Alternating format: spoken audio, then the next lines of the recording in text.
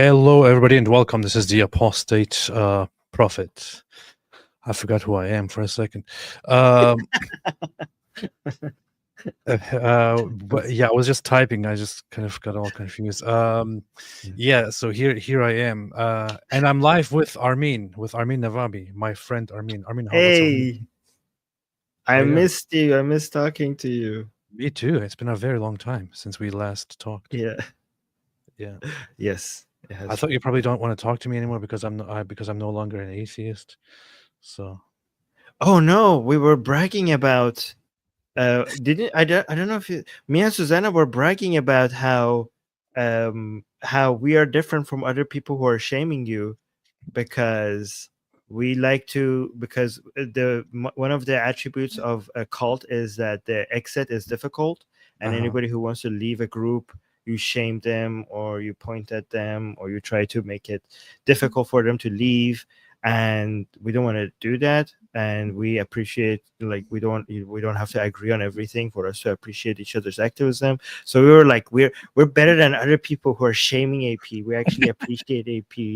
We don't care if he agrees with us on everything or not. So we were virtue signaling over how we're better than other atheists for not shaming you. That's awesome. No, I'm joking. I think I actually saw you guys talking about this, and I thought, and I also had D Boudreau. She's always here, always working over at you guys' live streams, and also here. And she was also telling me how Atheist Republic appreciates me, even if I'm not an atheist and all that. So, yeah, it's weird to even say even if you're not an atheist. Even if you're not an atheist. Like, Yeah, why would that matter? Some people have a problem with this. For example, Matt Dillahanty, despite me working with him in the past, just because I said I believe now, he's like, "Whoa, how dare you? Prove it!" It's like, "What? Prove what, man? Like, all I said is I'm happy now." And he's like, "Prove it." You want me to prove that I'm happy? Weird. By the way, now we share another thing in common. Matt Dillahanty hates me. Really? Oh my god, Why? so much, yeah. Because I talked to David Silverman on the show. Oh, wow. Okay, yeah, I get it. Yeah. Interesting. He was trying to get everyone to not talk to me, and then I became a host on the show that he was a host on. So that backfired. That's funny. That's funny. Yeah, but anyway, so we want to talk about. There's a lot going on right now. A lot going on between Israel and Iran. A lot going on between other countries and Iran. Several days ago, Israel started a massive operation to finally put an end to the threats of the Islamic regime that has taken Iran captive. Lots of us have been following it very closely. Armin, you were just on vacation, right, when this happened? Yes, and right when I left vacation, I told everybody in my audience that, guys, please, I know Israel is about to attack Iran. Somebody please contact Bibi. Let him know, just wait for another 10 days. I'll be back. And I just knew it. I told people, I know this attack is going to happen while I'm on vacation. And it happened while I was on vacation. Terrible timing. But at least it's happening. So before we get further into it, Armin, you are Iranian. You are proudly Iranian. You are you have a big Iranian history. You have lots of connections to Iran. You talk about Iran a lot. You are an Iranian abroad. You are not welcome in Iran because the Islamic regime is in charge of Iran. But I know that you share that you are very well connected with lots of other Iranians and so on. What are your initial thoughts about what is going on so far between Israel and the Islamic regime? Well, a lot of us Iranians saw this coming. I mean, we have an English channel, and I also have the Persian channel for Atheist Republic. And on the Persian channel, basically, most of us saw this coming. But what we didn't see this coming is we knew it was going to be amazing. We knew it was going to be masterful. because this is what we now expect from Israel and its operations. But I think even us were surprised about how masterfully this was done, and I think even Israelis, even the IDF itself was surprised, to be honest. I mean, they said they were surprised because they said that they managed to take out 3 times the number of the um, heads of IRGC than they anticipated. So they were surprised as well. Within the first couple of hours, basically the most important people within the Islamic Republic died. They just came Yeah. within. They knew exactly where they were sleeping. So let me tell people this. A lot of people, when you say the Islamic Republic, they think of Ali Khamenei, but when I think the Islamic Republic, I mostly think IRGC, right? So all of every single one of the top officers of the IRGC were taken out within a few hours after Israel moved into the aerial space of Iran. So basically that is a semi-toppling of the regime already. But yeah. Can you very briefly tell everyone what IRGC stands for and what it exactly So is? so it's the Sepah. Iran has two main military units. One of them is the Artesh. The other one is the Sepah Pasdaran Jamhuri Islami, which is in English they call it IRGC. And the Artesh is the army that was inherited from the Shah's time, from the Pahlavi time, which is why a lot of Iranians are hoping at some point we could use the Artesh to bring back stability after the toppling of the regime. The IRGC is the more ideological body military army, and the goal of the IRGC is not to protect Iran at all. That's the goal of the Artesh supposedly, but the IRGC is meant to export the revolution, is to protect the Islamic revolution, and to basically take over the world. That's the point of the IRGC. It's not even to protect the borders of Iran or the Iranian people. And they control I think 2/3 of Iran's economy. So they're not just a military unit; they're everywhere. They control the media, they control the economy, they control everything. Basically, the politics. The IRGC is now more powerful than the office of the supreme leadership itself. They control everything, and basically, they are the Islamic Republic. Nice, nice. So, by the way, I just want to point out something very, very funny. So, I'm checking the Tel Aviv skyline right now. Let's see, what time is it in Tel Aviv right now? In Tel Aviv, it is currently 3:15 at night. Yesterday, the Islamic regime in Iran promised that there's going to be a big surprise, and the world will remember it for centuries. Now, everyone expected that Right. night for something to happen. Nothing happened, so people thought maybe it was the wrong night. So people were now waiting for this night. So far, nothing is happening tonight either. So, what are they doing? It was a missile that they used for the first time, and it was a missile that was more powerful than their other missiles, but it didn't really. They acted like it's going to change everything in their favor, and they used it. And to be honest, it was more powerful than the other missiles that they had, but it didn't really change much. Nothing really It didn't happened. change nothing So really happened. that's But it. this is what they always do. No, but that's what they always do. They always exaggerate. They always like in an extreme way. Like they don't exaggerate a little bit. In Iran we call it rajas khuni, which means like I don't know how to explain it, but it's the Shia way. It's the Shias do it all the time, more than Sunnis. They just exaggerate and they minimize how much they've been hurt. I'm constantly following right now the pro-regime accounts in Persian. Okay, if you just follow them and nobody else, they have by now destroyed Israel. Like if you just follow them, you think that Israel has failed in their attacks on the Islamic Republic, and Tel Aviv has been turned into rubble, and all of Israel is about to be destroyed any minute now, and this war is going completely in the direction of the Islamic Republic. That's what they actually think. It's unbelievable. They're delusional.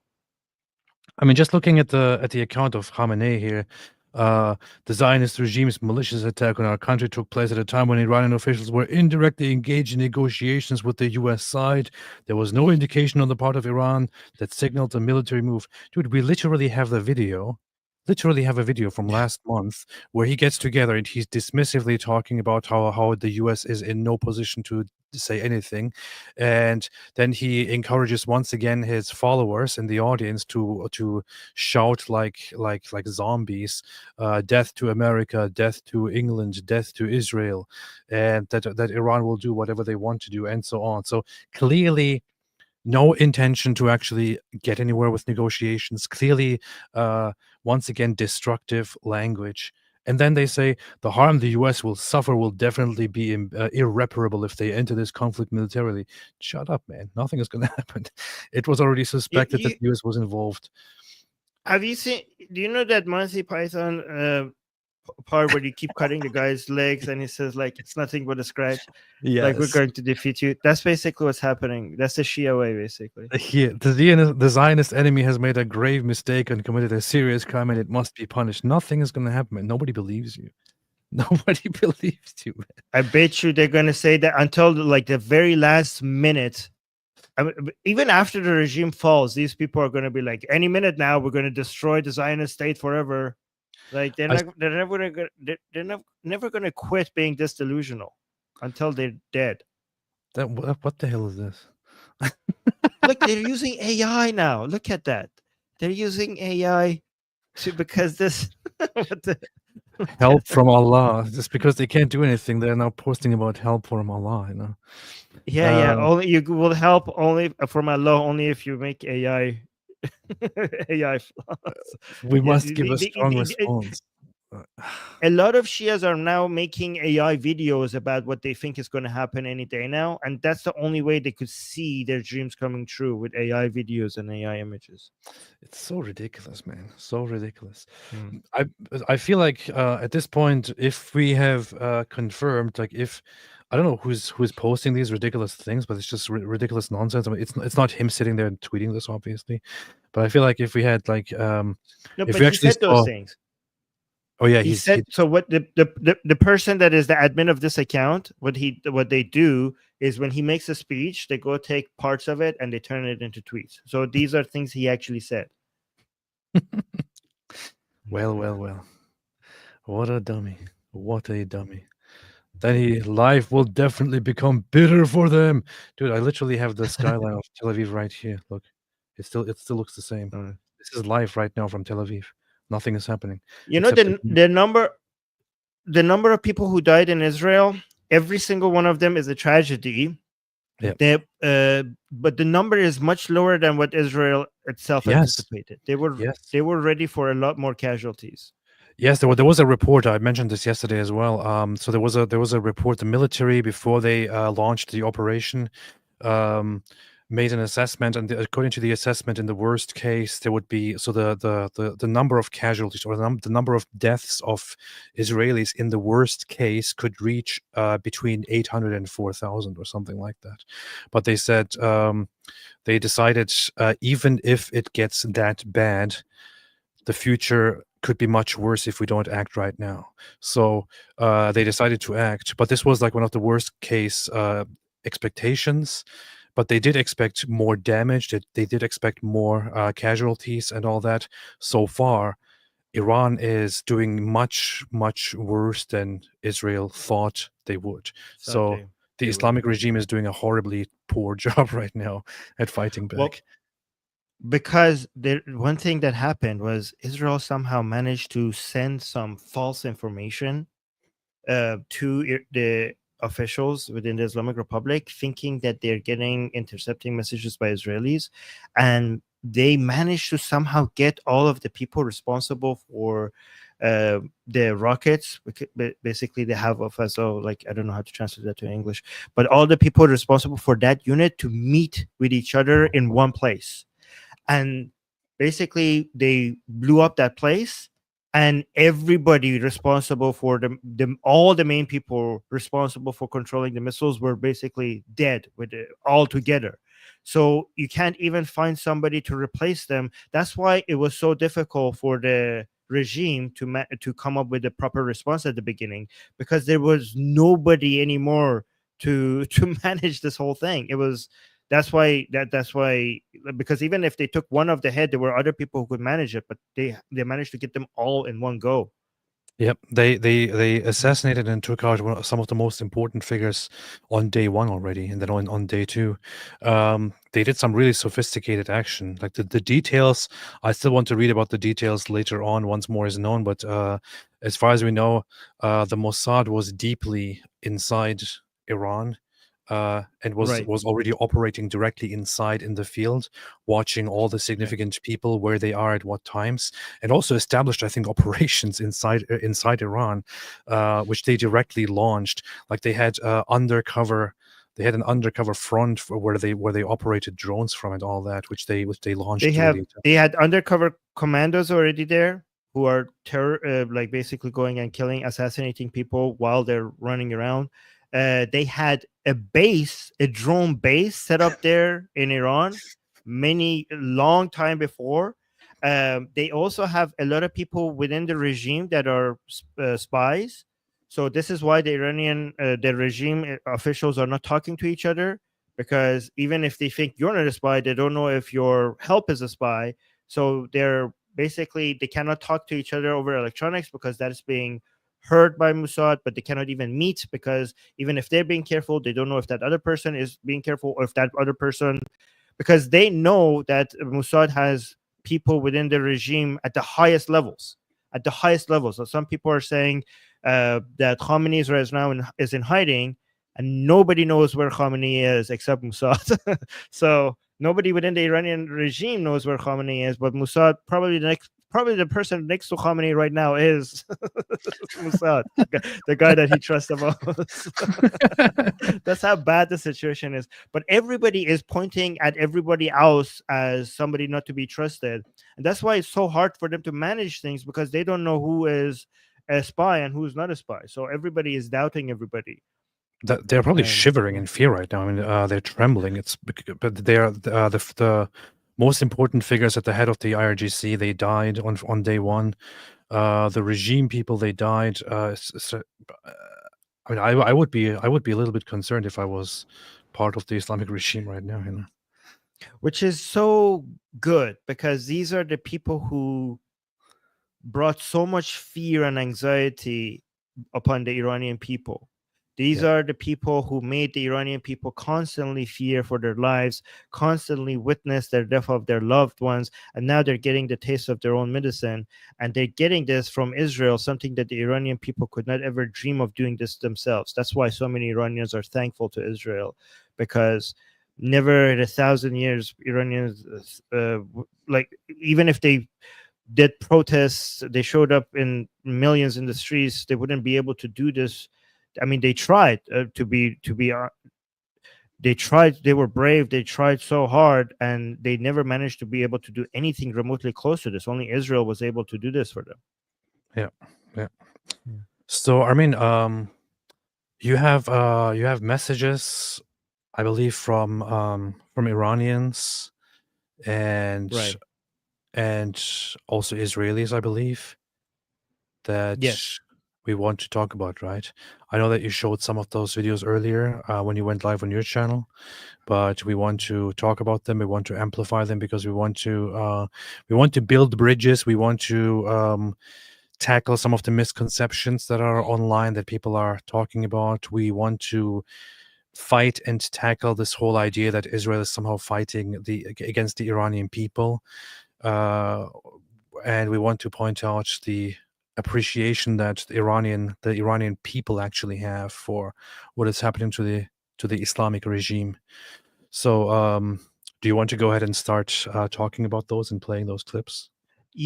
And thank you so much for giving me a chance to do this. These messages were sent to me directly on Telegram by Iranians, and then I was getting so many of them. I thought I should ask Israelis to send me messages on Telegram for Iranians. So I have a I don't know if I could show you all of them, but I have some messages from Iranians to Israelis, thanking them, and then I started collecting. So we have two channels: Atheist Republic English and Atheist Republic Persian. On the Persian channel, I told people to send me their messages for Israelis, for me to go on the English channel and show it to Israelis, because we have Israelis following us on the English channel. And then on the English channel, I told the Israelis there to send me messages for Iranians, so I could go translate it on the Persian channel and play it for them there and translate it into Persian for them there. So this was a kind of beautiful bridge that we were building between Iranians and Israelis. But so the vast majority of the messages by Iranians to Israelis was messages of gratefulness and thanking them for basically taking out their enemies, the occupiers of Iran. And a lot of messages by Israelis to Iranians was a message of unity, a hope for their freedom, and also mentioning that the war against the Islamic Republic is obviously not a war on the Iranian people. So yeah, so let me know when you want to get started. I could start. Some of them are the audio is not very good, so I will try to do my best to amplify, like the boost their audio or something, so that maybe we could understand them. So the ones that I have right now, the ones that are hiding their faces, they are Iranians inside Iran, and the ones who are not hiding their faces, they're Iranians outside of Iran. I see. Right. I see. So I have both. Yeah. Okay. Do you just want So me to let me put know them which one. you can't do that, right? I have to do that. Yeah, I can't do that. Yeah. Okay. Maybe I should give you the rights. Do you just want me to go one by one, or? Yeah, sure. So the one that I have on a screen share of this young woman, that one is the reason. Yeah, that one, because the audio is low. I'm doing a screen share so I could boost the audio with VLC. So maybe we could start with this one. Okay. Do you have the audio? Oh wait. No, you're not sharing audio. Yeah, I forgot to share audio. Hold on. Screen share. I have to share the audio. Let me try this again. There. Now can you bring it back up? Yeah. Okay. Let's try this again. Shalom. First of all, and before everything, I am deeply sad and sorry for the citizens we have lost, both in Iran and Israel, and I send to their families my condolences. Hope their souls rest in peace. I truly wish this tragedy had never happened, but as long as Islamic Republic exists, the situation will be like it was. So I just hope that the perpetrator of all these horrors collapses as soon as possible, and we don't witness any more loss. Not only Islamic Republic is not Iran, but also it's the common enemy of both Iran and Israel. For almost half a century, my people have been in an unequal war against this execution dictatorship. Every day the situation becomes more tense and we have to fight more just to survive. There is no security, no safety. Even in this situation right now, I do not feel threatened by Israel, but like every other day, our life is in danger from Islamic Republic. So that part was very interesting, because she's in Iran. She's telling us that even though right now Israeli bombs are being dropped on where she lives, she still feels more threatened by the Islamic Republic where she lives than the bombs that are being dropped. This regime that has occupied our country and turned it into a prison has made us prisoners and hostages in our homeland. Israel has only targeted and eliminated these occupiers and murderers whose hands are stained with the blood of Iranians, Israelis, and Gazans. This war is between Israel and Islamic Republic, not with Iran or the Iranians. Maybe the world doesn't see it now, but Israel is really saving the world from this great evil. So, massive thank you to the man of his words, Bibi, and everyone who has launched this chain cutlet diner in Iran, and the best and the most delicious, the yummiest cutlets in the entire galaxy cannot be found anywhere else but here. Because the best cutletters cutlet them. The big Netanyahu. And my dearest thanks to King Reza Pahlavi, our one and only irreplaceable alternative, Jolicha. And last but not least, forever and always, women life, freedom, and rising lion. Long life Israel, long life Iran. Peace. Wow. Okay. Like, that's so simple, but it kind of makes me really happy, you know. Wow. Javed Shah means long live the Shah, right? Or yeah. Long live the king, yes. Yeah. Wow. So this is from a woman who is directly inside Iran. Yeah. And she describes that the people are taken hostage by the Islamic Republic, the Islamic regime, We also know that the majority of the people, the vast majority of the people, I believe, inside Iran, despise the Islamic regime. They want to get rid of it. Wow. Yeah. So this was sent to me on my Telegram account, and I have a lot more. So do you want to do second video? Yes. The number 2 down there. Yeah. So again, this one, he's hiding his face. Again, the third one is not hiding his face because it's in. این جنگ اسرائیل با جمهوری اسلامی مرسی که بیبی داری به So he's مردم saying, ما کمک میکنی. Oh, you I can don't know pause what it this- too. Yeah, I can pause it. So he's saying that this war between Israel and the Islamic Republic, thank you, BB, that you're helping us. اسلامی مرسی که بیبی داری به مردم ما کمک میکنی. Oh, thank you, BB. Thank you, BB, for helping our people. واقعا یه کاری بکن که این مردم همینجوری که پشتت هستن همینجوری بمونن. Please continue doing what you're doing so that these people will continue being behind you. و از قبل که اطلاع میدی خیلی عالیه. Oh, and he's saying it's great that you keep telling us where you're bombing before you bomb them. Thank you for those announcements. Thank you, بیبی. ادامه بده، مردم به پشت شما میان، مردم He's saying thank you, baby. People will come behind you. People will show up. الان خستن، حتما Like they're tired right now. That's why they're not showing up, but they will show up. مرسی بیبی. Thank you. جاوید شاه. Yeah, thank you, baby. Long live the king. So when they say Javid Shah, this is basically their support for Pahlavi, for Prince Reza Pahlavi and his father Muhammad Reza Shah, and basically the entire Pahlavi dynasty. So a lot of Iranians, I would say most Iranians would want to go back to the Pahlavis. Mm-hmm. Yeah. I showed poll results today and or yesterday, and those were from several years ago, and they were also kind of from the organization Gaman or something. There are also different polls that have even higher results, and I also showed the video from the Crown Prince Reza Pahlavi yesterday on here. So there is a lot of fantastic, thank you. There's a lot of support. We can also play that later on here. I think I want to play that once again. Yeah, sure. Because I think that's very, very, very good. People should be aware of it. Yeah, but by the way, the support for Reza Pahlavi has increased significantly since that Gaman poll. Mm-hmm. Yeah. There are also some polls other than the Gaman poll that said like that he had even more support, like significantly 80%. more support. Yeah, 80%. I'm not sure. I didn't Yeah. share those because I didn't. I wanted to ask first, but what's with those polls like? Do that mean people actually want him?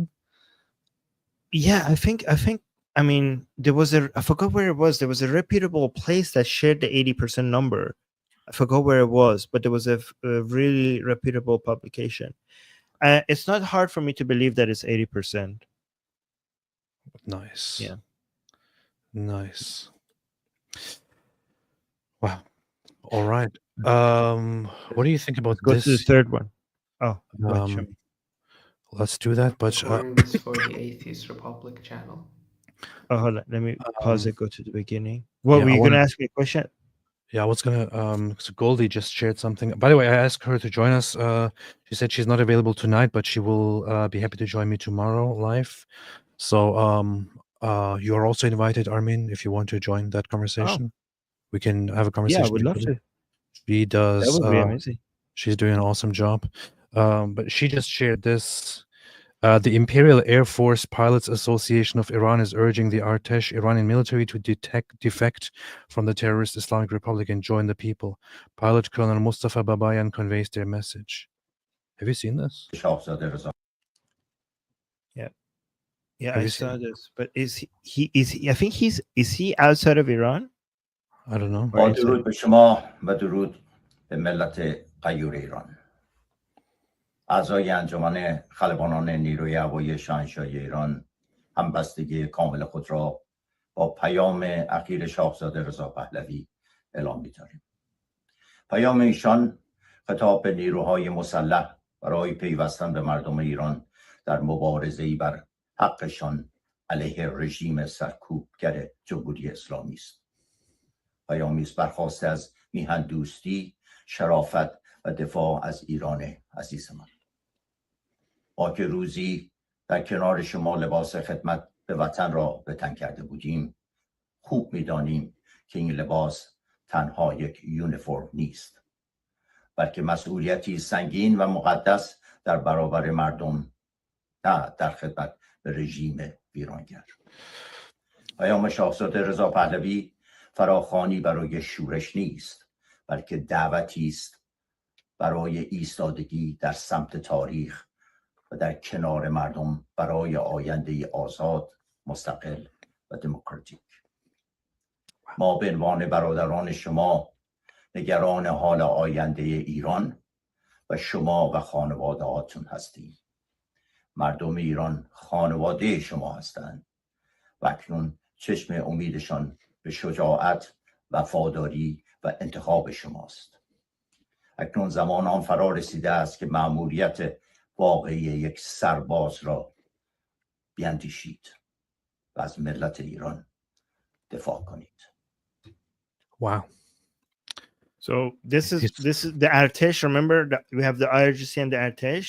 So the hope is that as soon as we see the government collapsing, that the Artesh joins the people under the umbrella of Crown Prince Reza Pahlavi. That's what we're hoping for. That's what. And by the way, guys, in the messages that I have to for you today, one of the people who sent me a video message supporting Israel is a man wearing the Artesh uniform while wearing a mask. Yeah. Wow. Nice. So we'll Very, get to very that one nice. as well. Maybe I should play that after these number 4, huh? Yeah. Okay, let's get back to your message. Okay. We're doing this one here, I Recording is for believe. the Atheist Republic. Yeah, let's go and we go to the beginning. So again, the ones who are not hiding their faces are the Iranians outside of Iran.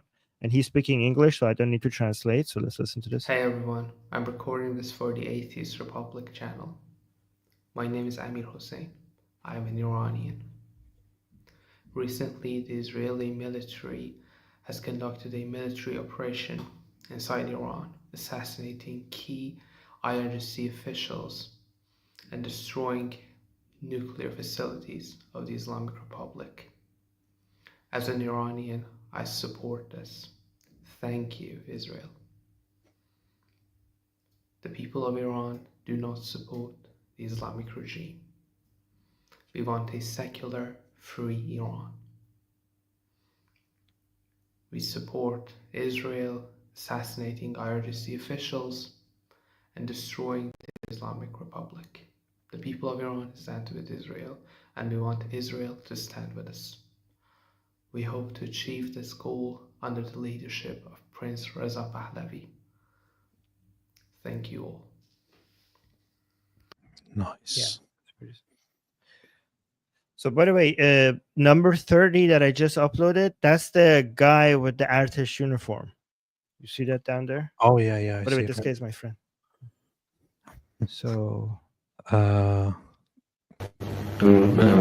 audio on this one is really bad, but I could translate for you guys. Okay, so that's he's wearing the Artesh uniform and he's wearing a mask. So let's see what he has to say.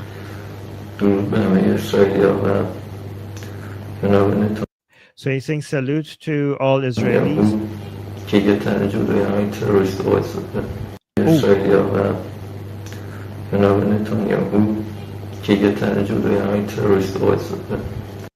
Oh, so he's saying salute to all Israelis and also to Netanyahu, who single-handedly is standing in front of all the terrorists.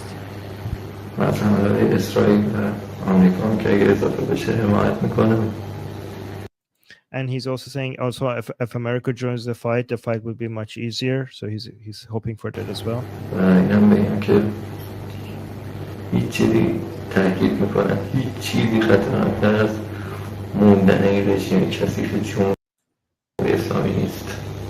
So he's saying, I want to mention that nothing is worse, and I emphasize absolutely nothing is worse than this dirty Islamic Republic regime staying in power. Nothing is worse than that.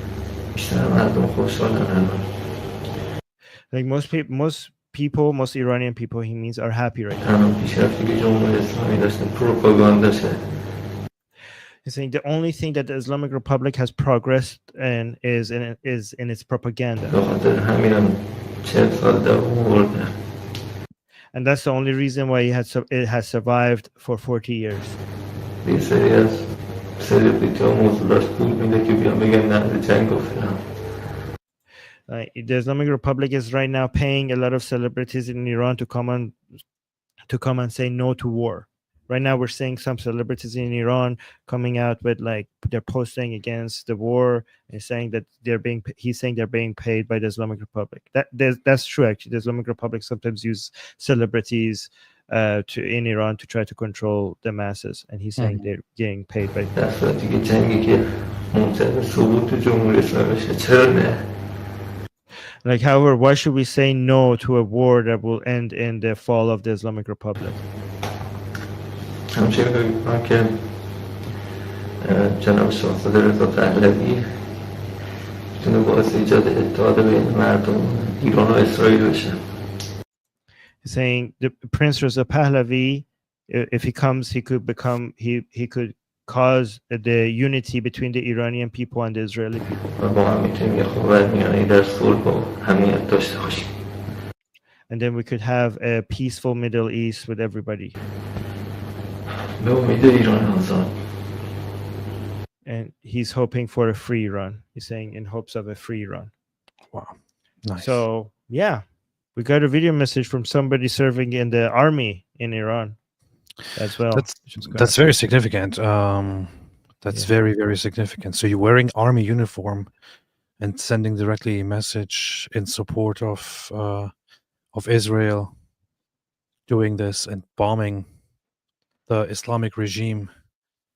People really don't like the Islamic regime. Iranians really don't like it. There are some people who are under the delusion and who spread their propaganda in the West as well, who act as if we were fighting the people of Iran. We're not.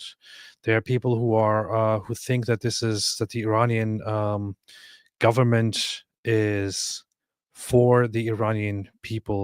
It's not. The Iranian people do not want the Islamic regime, and it's time to take it down. Yeah.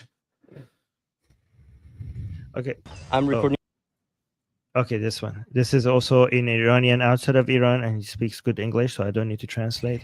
Hi, I'm recording this video for Atheist Republic, and I want to say that as an Iranian, I stand with Israel for your brave actions against the Iranian regime's threats.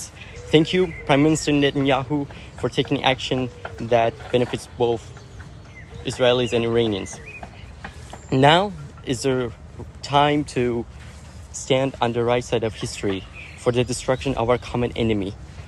And this happens by standing with Israel and supporting voices like Reza Pahlavi. Let's build a better future. Thank you. Yeah, okay. Nice. Simple to the point. Nice. Nice. Yeah. Now you have 13 here. Before I say anything, I just want to make one thing clear. I'm a normal citizen of Iran. I'm not Jewish, I'm not spy, I'm not with Mossad or Israel. I was born in a Shia family in Iran.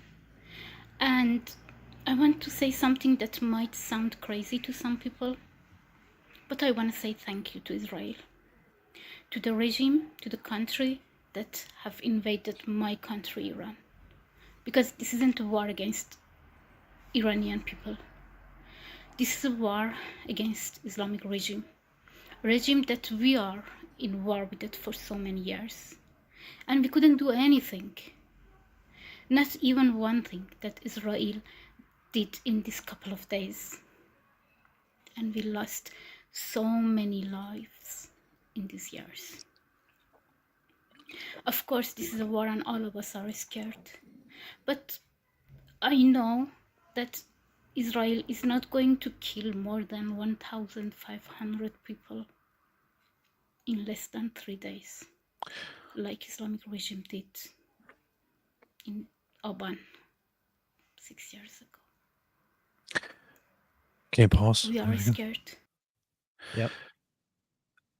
Before she mentioned it, I was going to ask what she's referring to, but this is what she's mentioning. There is the protests, right? Yeah, it's called the Aban of '98, which was 6 years ago, before the Mahsa protest, where the wave of protest before the Mahsa protest, where Iranians came into the streets and protested, and the government shut down the internet and started shooting directly at the people, and around 1,500 people were killed. And it was so silent, like it didn't got much international attention because they managed to control the information coming out, and 1,500 Iranians were killed in just 3 days. Yeah, continue, and then we can look at that for a second. Okay. War. And this is normal. But we were scared when we were going to the street. Not only for our lives, because the Islamic regime just not gonna kill us. We knew that if they arrest us, they are going to rape us. They are going to hurt us, our family.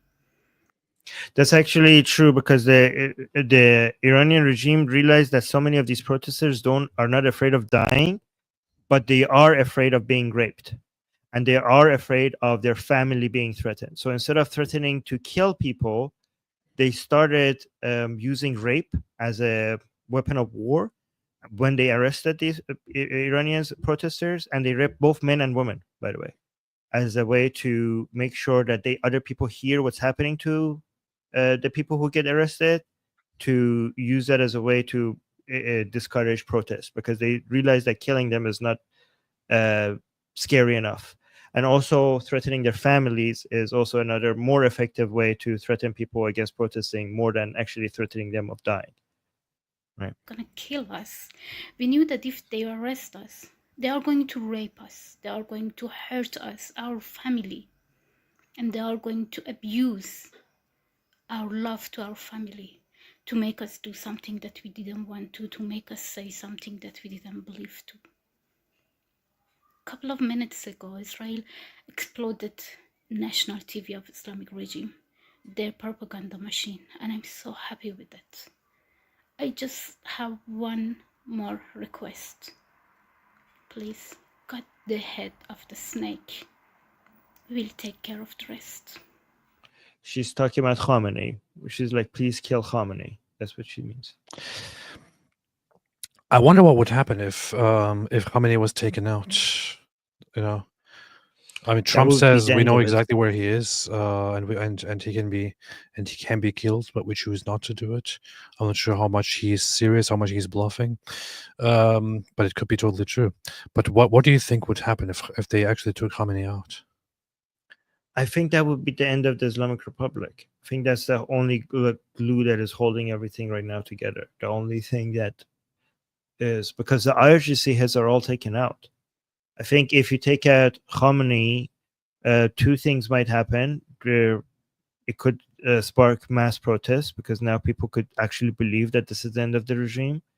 It could also encourage the Artesh to start to join the people. Not the heads of the Artesh, because the heads of the Artesh have been replaced by IRGC people, but the body. There are people within the body of the Artesh who are still loyal to the Pahlavi. So killing Khomeini might encourage an uprising within the Artesh to join the people. But it will basically, if you take out Khomeini, I think there's no going back anymore. I think that would be the end of the Islamic Republic. But I don't know why they're not doing it already. They should just do it. I want to address a few things here. So there are some people who say stuff like this. I don't know. I want to be nice now when I refute this kind of stuff.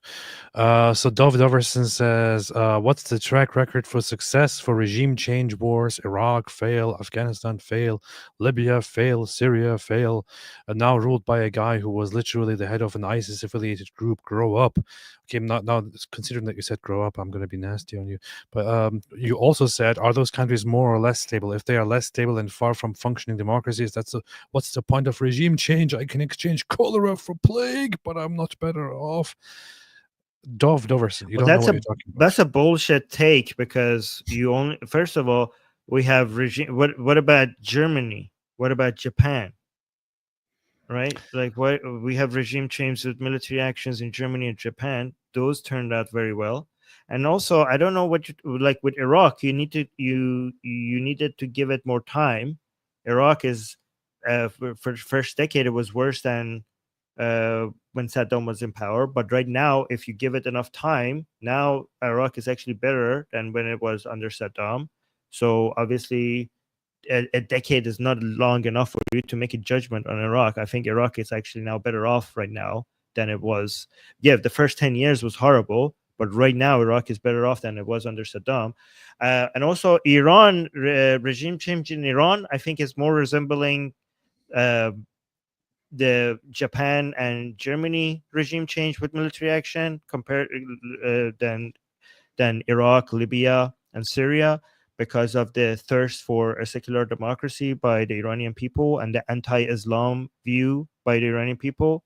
So I think when it comes to Afghanistan, for example, the Taliban is actually a true representative of a lot of the views in Afghanistan. That's why you cannot really force a secular democracy on the people in Afghanistan, because it doesn't really represent the people of Afghanistan. The vast But Iran majority is very different.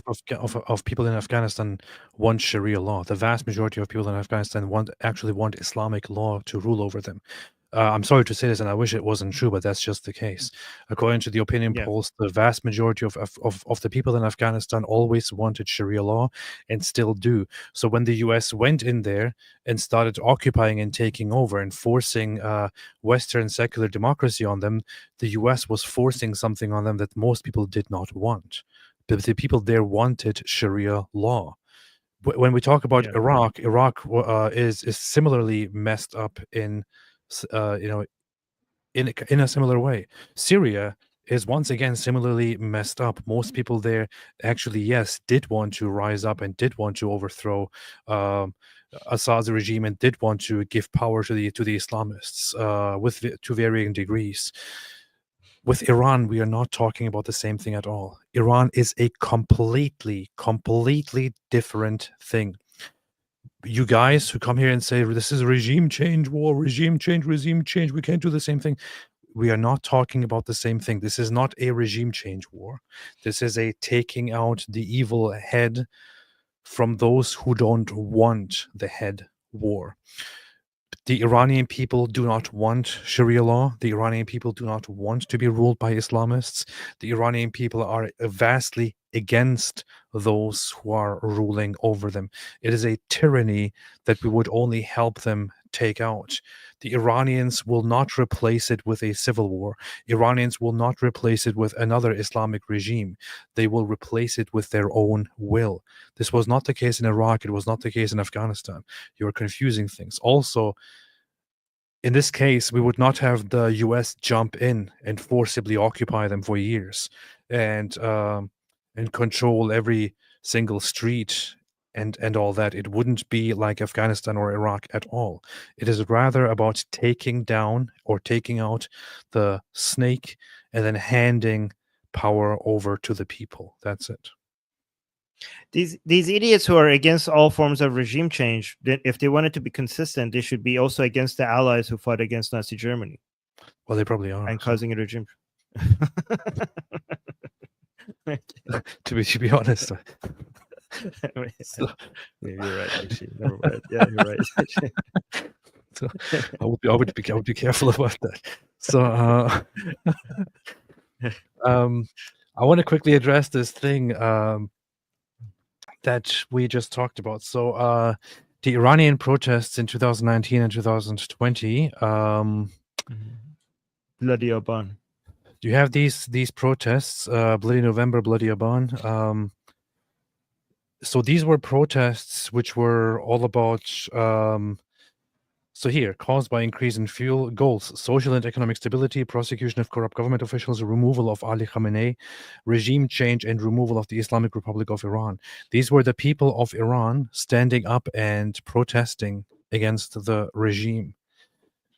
The regime responded to this with mass imprisonments, shutting down the internet, and then shooting into the crowds. Yeah. Shooting into the crowds. 1,500 people killed per Reuters. More than 1,000 killed per United States Department of State, and so on. This is, of course, according to themselves, only a few hundred were killed, but they killed huge numbers of people for protesting. This is the Islamic regime of Iran. And this was done under a reformist regime, by the way, a reformist government.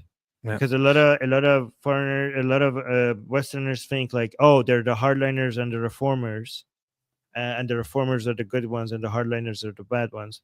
But that's not as. In many cases, the so-called reformers are worse than the hardliners. So some people ask why the Iranian people do not stand up and do not go out there.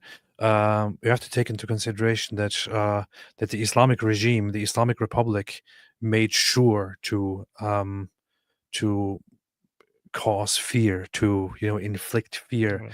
by directly, ruthlessly, brutally shooting into crowds and mass killing protesters. Because according to them, according to the Islamic regime's constitution, the values of the revolution, of the Islamic revolution, the values of Islam, the values of the head of state and the coming Mahdi are more important than whatever the people want. So the people are completely expendable. They called it Ojabal Wajibat, meaning the highest of all priorities. Yeah. In Iran, the regime says that basically defending the regime is more important than anything else, including than the principles of Islam. Mhm. So it's more important than the principles of Islam. It's even more important than Sharia law. So God's law, if you have to violate God's law to be able to maintain the Islamic Republic, you have to violate God's law. Which is we had so much fun with this. This is both Khomeini and Khamenei both have written this Ojabal Wajibat in their writings. So we have a lot of fun with it on the Persian channel. For example, we say like, what if for maintaining the Islamic Republic, all Iranians have to have a public orgy? But would that be Islamically allowed? And apparently, yes, that's Islamically allowed. What if for maintaining the Islamic Republic, we have to wait for the Mahdi and we have to gang rape him as soon as he shows up? Is that allowed in Islam for the sake of maintaining the Islamic Republic? That's like, yes, that's Islamically. Wow. Not only is it Islamically allowed, it's Islamically mandatory, because they say it's the Ojabul Wajib, but nothing is more important than me. So because this is what I'm not exaggerating, because this is what Khomeini said himself. He said between the life of the Mahdi and maintaining the Islamic Republic is more important. So meaning that if we have to kill the Mahdi to protect the Islamic Republic, we will even kill the Mahdi. That's basically the conclusion of Khomeini's fatwa. Yeah. It's the Ojabul Wajibat. That's what it says. Now, of course, we're talking about an Islamic leadership here, so it's not going to be very, very, very surprising. But here's actually a page from Khomeini's book. So Khomeini is the spiritual father and founder of the Islamic Republic of Iran. And I myself got a copy online of his book, I think, which is called Wasila something. Which one is that? Something Wasila. He originally wrote it in Arabic, but it was also translated into Persian and all that. So, and it's also available in English. So here is a page about Persian was not very good. He's the leader of Iran. Wait, really? And his Persian was his Persian was terrible. What? No, Why? I'm really serious. How? Isn't he Yeah, Persian? he's Isn't just he sucked Iranian at himself? He just mostly writes and reads in Arabic. So, yeah, when he spoke Persian, he was like, he sucked at it.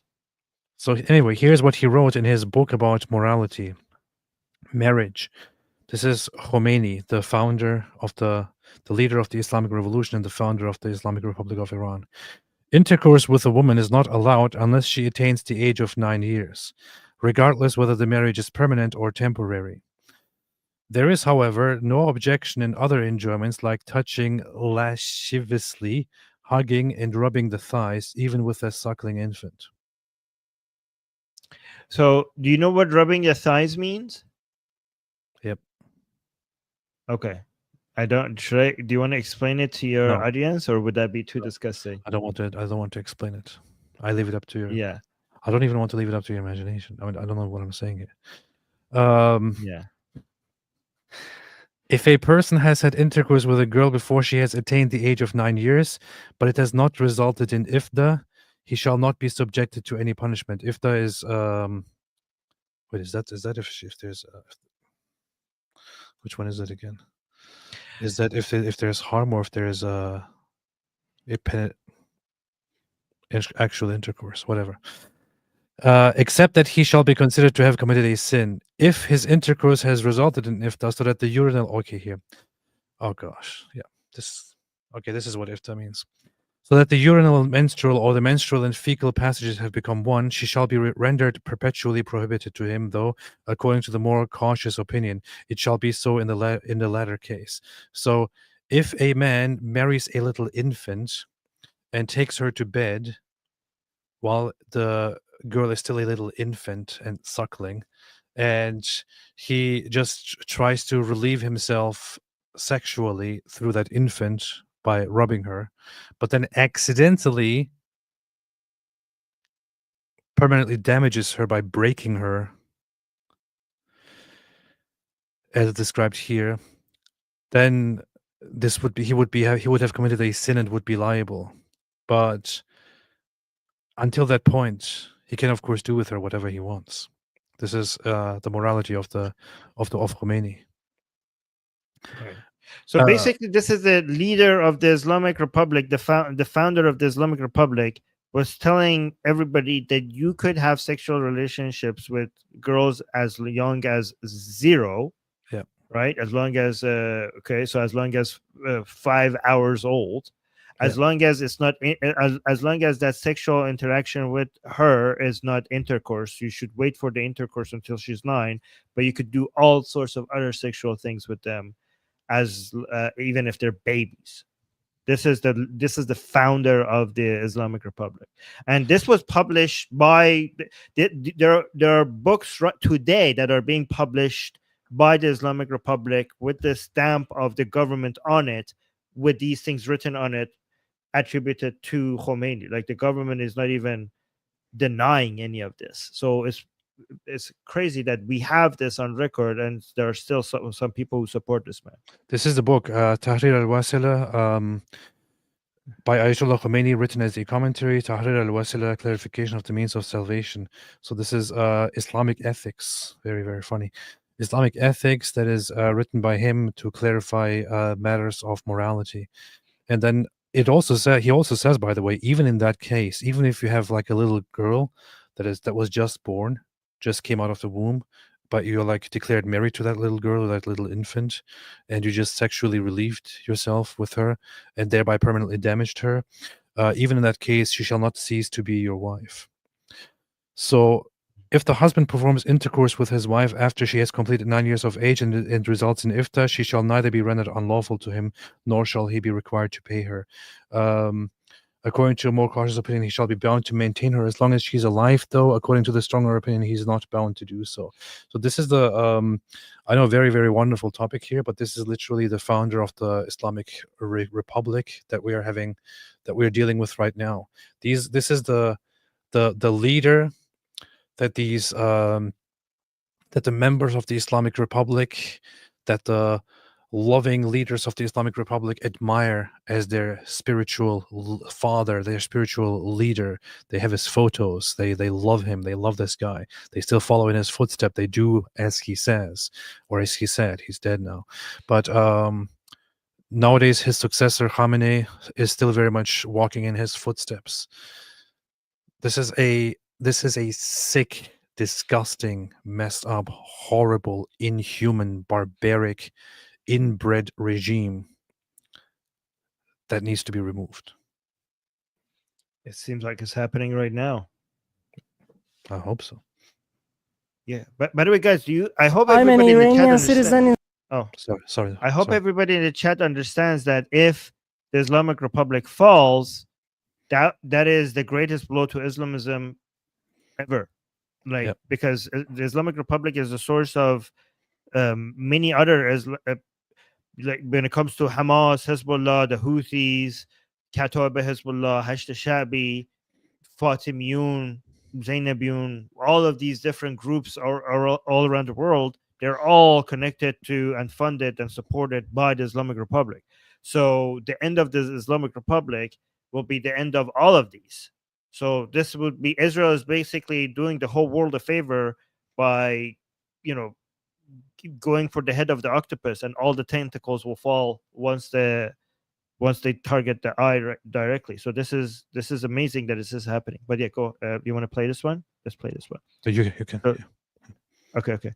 So this is a video again from Iran sent to me. That's why he's not showing his face. He wrote something on the sand. Okay, so he wrote on the sand in Iran, Am Israel Kai, and also in Hebrew, he wrote it in Hebrew as well, Am Israel Kai, right? So let's watch this. I'm an Iranian citizen inside Iran. I want to express my gratitude for Israel for eliminating the oppressors in Tehran. Thank you for having eye on the Iranian civilians. Our nations have no reason to have hatred among them. I would also like to express my gratitude and full support to King Reza Pahlavi. He is the only trustworthy person in the transition period. Wow. That's very nicely done. Wait, I have a video of a guy that tried to do the lion and the sword, but I think the lion and the sun, but he gave up. So instead he wrote, like, this is actually funny. Hold on. Present video file. Let me do this one. Okay. Can you bring up this one? This new one? Okay, so this guy is from Iran. That's why he changed his voice, so he doesn't want to be recognized by his voice as well. But obviously this man, whoever he is, he's really bad at drawing, because instead of trying to draw a lion and the sun, he just wrote down lion and sun in the middle of the Iranian flag. Very nice. So I know, okay. But let's listen to his message. It's kind of good. Shalom to my Jewish brothers and sisters. May the people of Iran appreciate you and Prime Minister Netanyahu for weakening the power of Islamic regime. We support you. We are suffering from the actions of Islamic regime, and if you, dear brothers and sisters, help us, we can bring peace to the Middle East together. Once and for all. Long live Israel and long live Reza Pahlavi. Nice. Very, very nice. Okay. Yeah. Do you want to do 16 or 27? Whatever you want. Which one should I pick? 16? Yeah, pick 16. I salute Israel and Prime Minister Netanyahu for striking the heart of the cancer that is the Islamic Republic, not just its tail. The IRGC is nothing but a criminal mafia. Iran's state media is a brain-washing machine. This regime is a rotten corpse, an enemy of its own people. But I ask you, please don't harm innocent civilians. Target those who have destroyed our lives. I proudly stand with Crown Prince Reza Pahlavi, and I urge Israel to officially support him. The only national alternative that can save Iran and the region. It's time to end this nightmare. Nice. Yeah, that would actually, guys, if Israelis in the chat, if you could get your politicians to recognize Reza Pahlavi as the actual representative of the Iranian people, that would do us a lot of that would be very, very helpful, because I think only Israel would do that before the toppling of the regime right now. If Israel leads the way and because Reza Pahlavi has already met with Netanyahu and they're in good relationships with each other, so it would be really good if Israel does officially recognize Reza Pahlavi as a representative of the Iranian people. That would be a major blow to Islamists everywhere, right? So let's do 27 right now. Okay, so I think I need to translate this one. میفرستم به مردم اسرائیل. Okay, hold on. Let's see. درود میفرستم به مردم اسرائیل. So he's saying, I salute the people of Israel. میفرستم به بیبی دلها. I salute the BB of hearts. So I have to explain this to people. A lot of Iranians refer to Netanyahu as the BB of hearts, BB Delha. So that's something that the Iranians who love Netanyahu, that's what they call him. من برای شما مردم اسرائیل به عنوان یک ایرانی یک پیام دارم.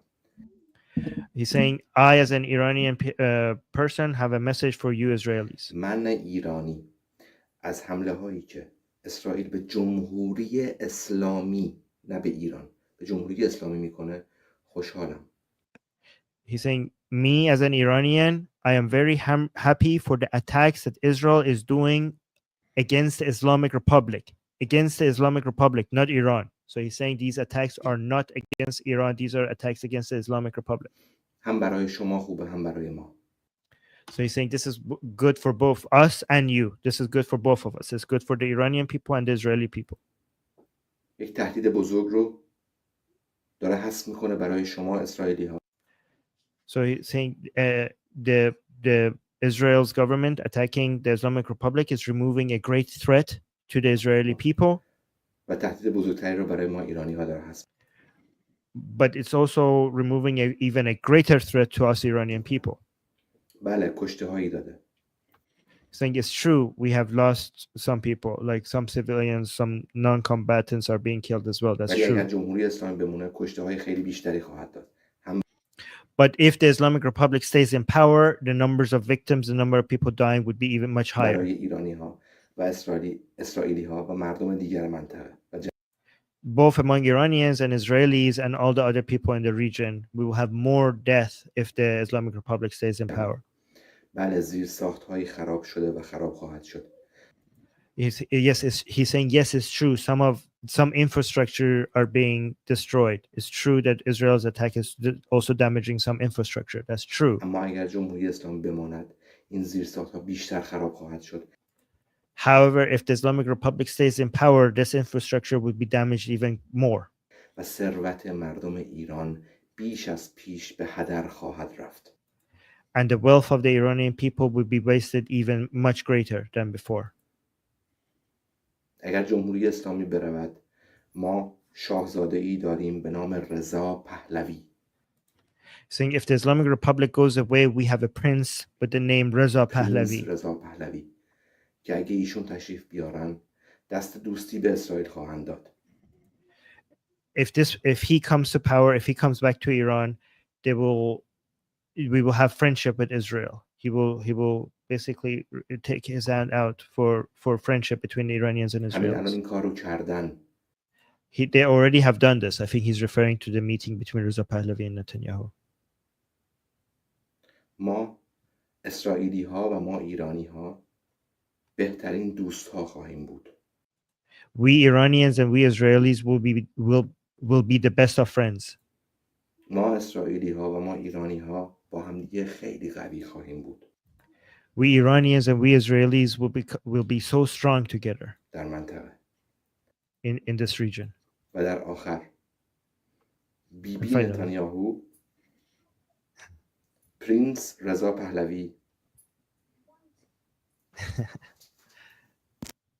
Nice. There we go. Very, very Right. nice. Yeah. By the way, let me know when you want to switch to the message some Israelis sent to Iranians, because I have so many of these messages from Iranians to Israeli. Let me know whenever you want to do the switch. I have unlimited time, but you let me know. Okay, let's play the next one, and then I want to actually play the. I want to once again play the message from Shah Reza Pahlavi. Do you call him Shah, or do you just call him? Do you actually call him Shah right now, or? Some people do. Some people refer to him as Shahzadeh, which means prince. Some people think like, no, he's not a prince, because legally the Islamic Republic is illegal. So he's actually the king now. He's Shah. He's not Shahzadeh, because if you say he's Shahzadeh, you're recognizing that the Islamic Republic in this past 45 years, you're recognizing them as if this was a thing. So we're not even recognizing this 45 years as a thing. So he's not Shahzadeh, he's Shah. He's not a prince, he's a king. He's the current king. So some people refer to him as a prince, some people refer to him as a king. Nice.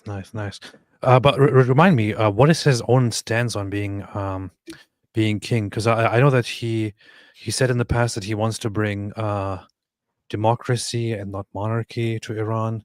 But then there's also suggestion that it would be just a parliamentary monarchy or something like that. What do you think the plan So would be? he didn't want to be a king. Okay. He wanted to. He was for a while against having a constitutional monarchy. He was more of a Republican a little bit, but he said that he will just submit to the will of the people, whatever the Iranian people decide, right?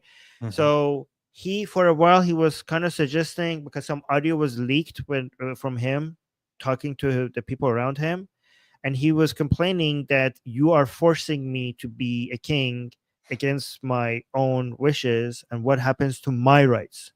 Like, what happens to what I want, right? And it seems like he's not power hungry at all.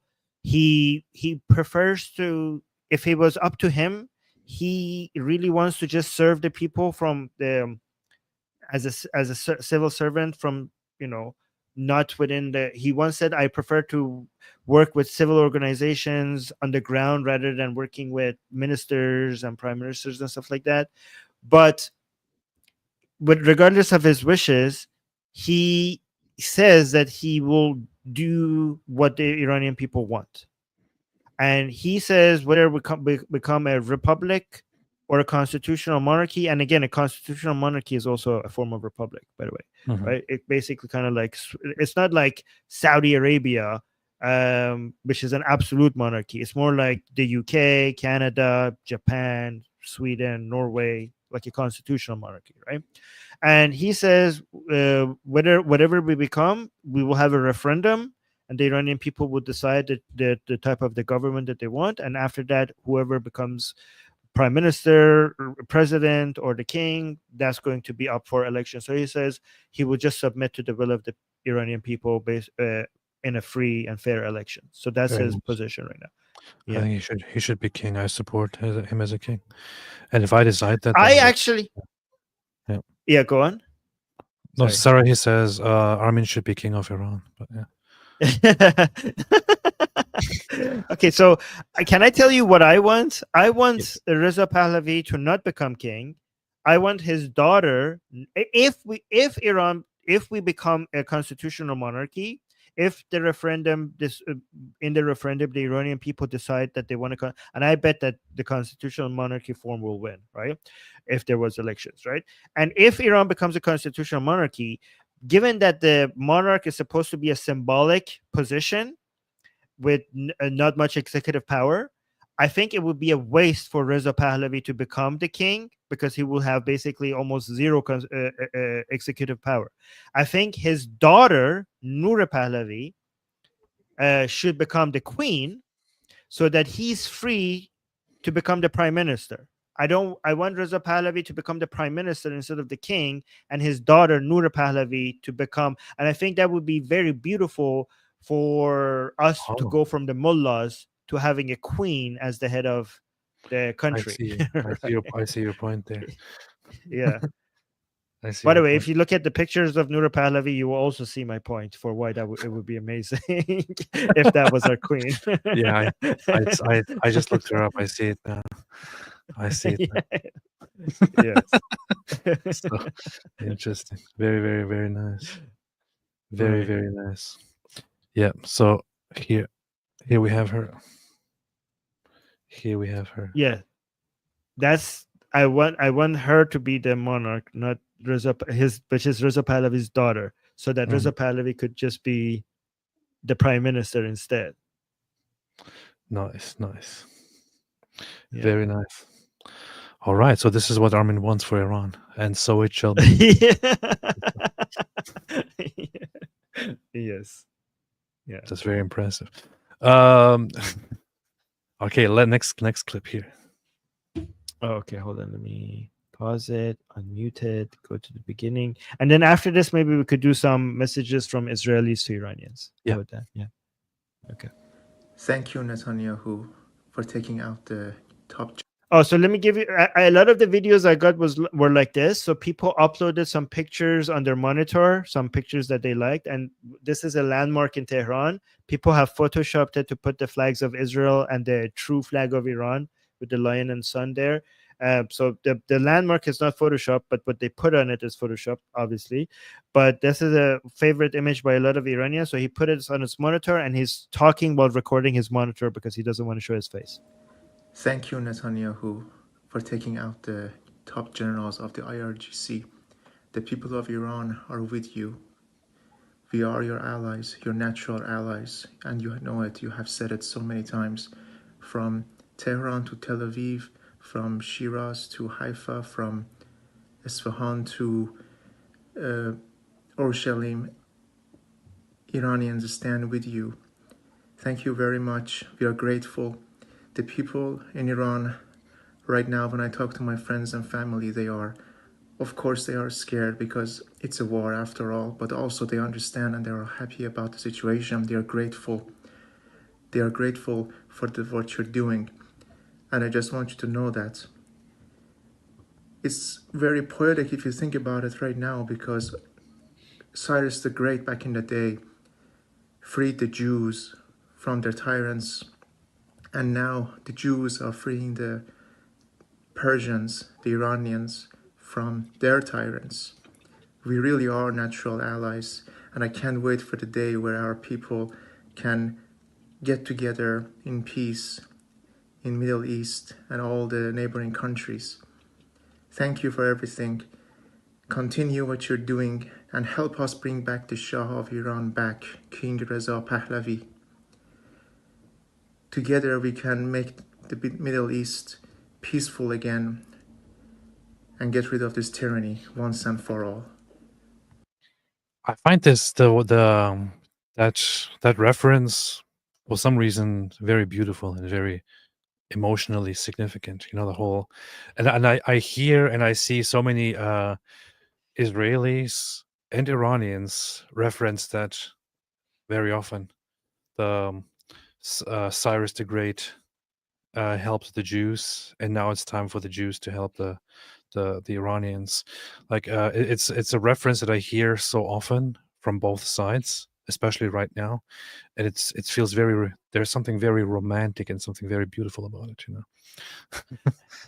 Yeah, because Cyrus the Great is somebody who's loved by both Iranians and Jews. So naturally, when we're talking about the unity between Iranians and Israelis, Cyrus will come up because we both love Cyrus the Great, right? And that's why Reza Pahlavi coined the term the Cyrus Accord. You have the Abrahamic Accord between Israel and the Arab countries, but Reza Pahlavi, Prince Reza Pahlavi, wants to bring the Abrahamic Accord. The Cyrus Accord, and he's using the name Cyrus because it's a symbol of unity between Israelis and Iranians. Yeah. I also I found this out when I a while ago when I was looking when I was exploring Judaism, and I didn't know this before, but I found out that in Judaism, because the Jewish Bible is kind of is oriented differently from how it is in Christianity. So the story of Cyrus basically freeing the Jewish people and the Jewish people going back and then back to their land, and then the future then being ambiguous from there on is basically, so that comes at the end of the Bible. So it's like it's a very significant thing. That's literally how the Tanakh ends, the Jewish Bible, how that ends. That is what happens in the end, where after much oppression, the Jewish people are freed by Cyrus the Great, and then they are allowed to go back to their home, and that's where the Bible ends. So it has like great emotional significance to Jewish people as well, and which is why it's on their minds a lot throughout the ages. Yeah. Very cool. And by the way, did you know that Cyrus not only freed the Jews, but he actually spent his wealth to rebuild. He actually rebuilt the temple. Mhm. So he went beyond just freeing them. He actually helped them rebuild their temple. Mhm. Nice. Very, very nice. Very cool. I want to actually kind of play the video again of Reza Pahlavi Let's do appealing that.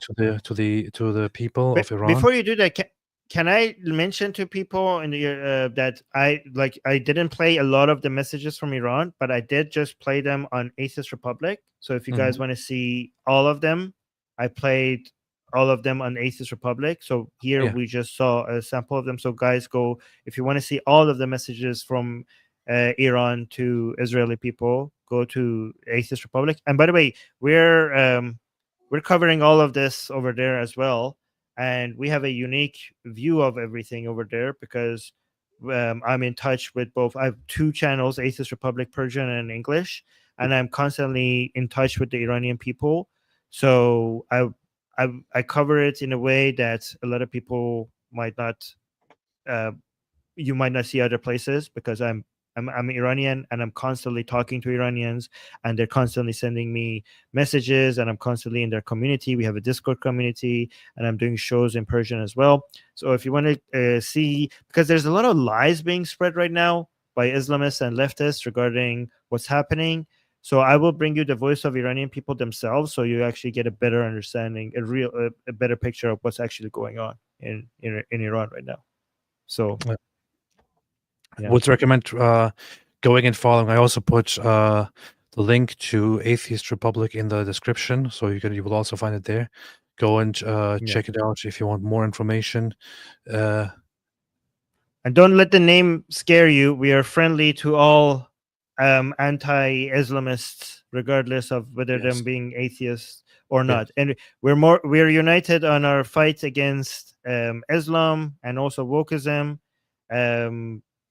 We are we might have disagreements over God or religion, but right now the main threat to civilization is these 2 evils of wokeism and Islam. So we could put our disagreements on those other religions or whether or not there is a God aside until we deal with this major threat right now that is coming for all of us, right? Yeah. Because we all know there is a God. We don't have to talk about it any further. Yeah, so let's listen to this speech here for a second and then. همیهنانم جمهوری اسلامی به پایان خود رسیده و در حال سقوط است. خامنه ای همچون موشی. Actually, you know what? I think I want to play it just directly from his own account, because I made this note before the English came out, but I'll just play the English one. So for people who just joined, this is the Prince Reza Pahlavi that all these Iranians were talking about. That this is the leader that we want to replace the Ayatollahs. We want him to come to Iran and become the leader. He's an ally of Israel. He believes in secular democracy, and he's very humble. Sometimes too humble. He's literally the leader. He's the leader. Yeah.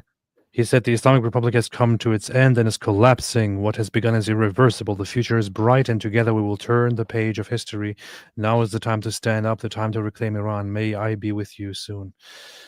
This has 17 million views. This is awesome. Let's see. همیهنانم جمهوری اسلامی به پایان خود رسیده و در حال سقوط است. خامنه ای همچون موشی هراسان زیر زمین پنهان شده و کنترل اوضاع را از دست داده است. آنچه آغاز شده برگشت ناپذیر است. آینده روشن است و ما با هم از این پیچ تند تاریخ عبور خواهیم کرد. در این روزهای دشوار دل من با همه شهروندان بی‌دفاعی است که آسیب دیدند و قربانی جنگ طلبی و توهمات خامنه‌ای شدند. من سالها کوشیدم تا میهنمان گرفتار آتش جنگ نشود. پایان جمهوری اسلامی پایان جنگ 46 ساله آن با ملت ایران است. دستگاه سرکوب رژیم در حال فروپاشی است. تنها یک خیزش همگانی لازم است تا این کابوس برای همیشه پایان یابد. اکنون زمان ایستادن است. زمان بازپسگیری ایران. همه با هم، از بندر عباس تا بندر انزلی، از شیراز تا اصفهان، از تبریز تا زاهدان، از مشهد تا اهواز، از شهر کرد تا کرمانشاه به صحنه بیاییم. پایان این رژیم را رقم بزنیم. نگران فردای پس از سقوط جمهوری اسلامی نباشید. ایران دچار جنگ داخلی و بی‌ثباتی نخواهد شد. ما برای آینده ایران و شکوفایی‌اش برنامه داریم. ما برای 100 روز نخست پس از سقوط، دوران گذار و استقرار یک حکومت ملی و دموکراتیک برای ملت ایران و به دست ملت ایران آماده ایم. خطاب به نیروهای نظامی و انتظامی، امنیتی و دولتی که این روزها بسیاری از آنها به من پیام می‌فرستند. برای حفظ رژیمی که سقوط آن آغاز شده و حتمی است، روبروی ملت ایران نایستید. خود را فدای رژیم پوسیده نکنید. با ایستادن در کنار ملت، جان خود را حفظ کنید. در گذار از جمهوری اسلامی نقشی تاریخی ایفا کنید و در ساختن آینده ایران سهیم باشید. ایران آزاد و آباد پیش روی ماست. باشد که به زودی در کنار شما باشم. پاینده ایران، زنده باد ملت ایران. Beautiful. Absolutely beautiful. What do you think about this speech, Armin? It's perfect. That's my leader. That's my leader. That's who I'm proud to call my leader. Awesome. Awesome. I like this guy. I like this guy. I want to become an Iranian now just to call him king. Just to call him my king. Yeah. So it's very crucial that he's pointing out on, he basically three important things, right? Asking the people to rise up. Now is the time. He mentioned that the transition period is not going to be chaotic. They already have the Nufti team. He has a team around him called Nufti, Nufdi. And then they have many Iranian experts that have already detailed plans on the economy, on the education, on the healthcare, for the first one, for everything, for the transition period. They have detailed plans on what they're supposed to do to make the transition period go smoothly. And they have already presented everything in detail, and has been validated, has been reviewed by other experts. So he wanted to give a sense of security to Iranians who might be afraid of what's going to happen after the collapse. And the third part, which was the most important part, was talking to the people within the armed forces or the regime officials to come and join the people right now. Now the regime is falling. This is the time to basically defect and join the people. And that last part is very important because that's the key. That's how this will happen. As soon as you see some parts of the military joining the people, that's when you know that everything is over for the regime. Nice. So he hit the main 3 points. That's powerful. It's beautiful. So by the way, right now there are still talks of America getting involved and directly participating in bombing IRGC targets. Trump has been very ambiguous about it the entire day. But right now, the latest news is that Trump just has reviewed all attack plans and right now is waiting for some final assessments on whether the Islamic regime in Iran has any intention of backing down completely from their nuclear program or not, which I'm pretty sure the Islamic regime will not do. So Trump, in this case, I think, wants to give the go-ahead, possibly bypass Congress and just authorize the bombing of locations in Iran. And the Iranian regime said earlier, if America does this, then we will attack American locations wherever we find them and wherever we see fit. So that's what they said. But we know that the Islamic regime likes to bark a lot without actually doing much. Things could get serious later tonight. We will see. I don't know. The main thing that the United States is needed for is the bombing of Fordo, because when it comes to nuclear sites, the nuclear bases, Israel has successfully already taken out Natanz, more successfully than a lot of people anticipated. But Fardo is too deep in the ground.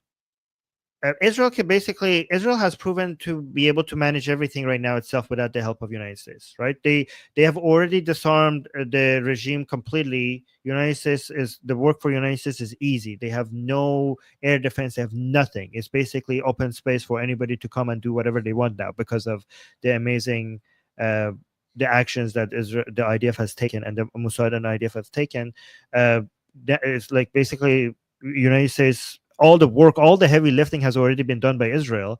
The only thing that Israel can't do is that they don't have the bunker busters that go deep down enough for the Fardo side, for the Fardo not the Natanz nuclear side. Apparently, they managed to take care of that. But the Fardo nuclear sites is so deep underground that there's only a specific type of bomb that could go that deep, and only B-2 bombers can carry that. And Israel doesn't have those missiles, and it doesn't have a B-2 bomber. So that's the only thing we need the United States to come in and do. And honestly, the rest, Israel can do it by itself. Yeah, Israel has pretty much done 95% of the job. So there's not much left to do in terms of taking on specific crucial targets.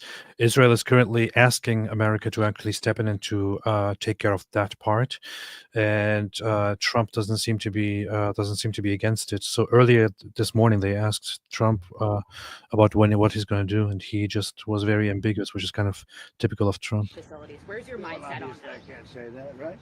You don't seriously think I'm going to answer that way? Will you strike the Iranian nuclear component? And what time exactly, sir? Sir, would you strike it? Would you please inform us so we can be there and watch? I mean, you don't know that I'm going to even do it. You don't know. I may do it. I may not do it. I mean, nobody knows what I'm going to do. I can tell you this, that Iran's got a lot of trouble, and they want to negotiate. And I said, why didn't you negotiate with me before all this death and destruction? Why didn't you negotiate? I said to the people, why didn't you negotiate with me 2 weeks ago? You could have done fine. You would have had a country. It's very sad to watch this. I mean, I've never said anything like it. It's so, everyone thought it was going to be the reverse. I didn't think so. And I was telling them, you gotta do something. You gotta negotiate. And at the end, last minute, they said, no, we're not going to do that, and they got hit. Remember 60 days, and then They got hit. 61 is going to become a very famous number. That was one hell of a hit. That first hit, that was one hell of a hit. Not sustainable, to be honest. That's where it ended. He's just being so casual and funny about it. I'm glad he finally stopped standing in the way of this. Whole thing was supposed to happen in May, but Trump was stopping it. So I'm glad he stopped. He also said, so reporter asked him, what do you say to the supreme leader of Iran who says they will not surrender? And he said, oh, good luck. Good luck with that. That's all he said. Yeah. So, but right by the now, way, they are trying to surrender. Like, this is what they always do. They come in front of the cameras and say we never surrender, and they go behind the cameras and they beg for mercy. Right? They basically this is always their strategy. Yeah, they also said that they want to. Oh, they asked this morning. Apparently, this is what Trump said and what the administration said this morning. They asked. They said that they could send over a delegation, or the Iranian government could come over to the White House, to America, to negotiate.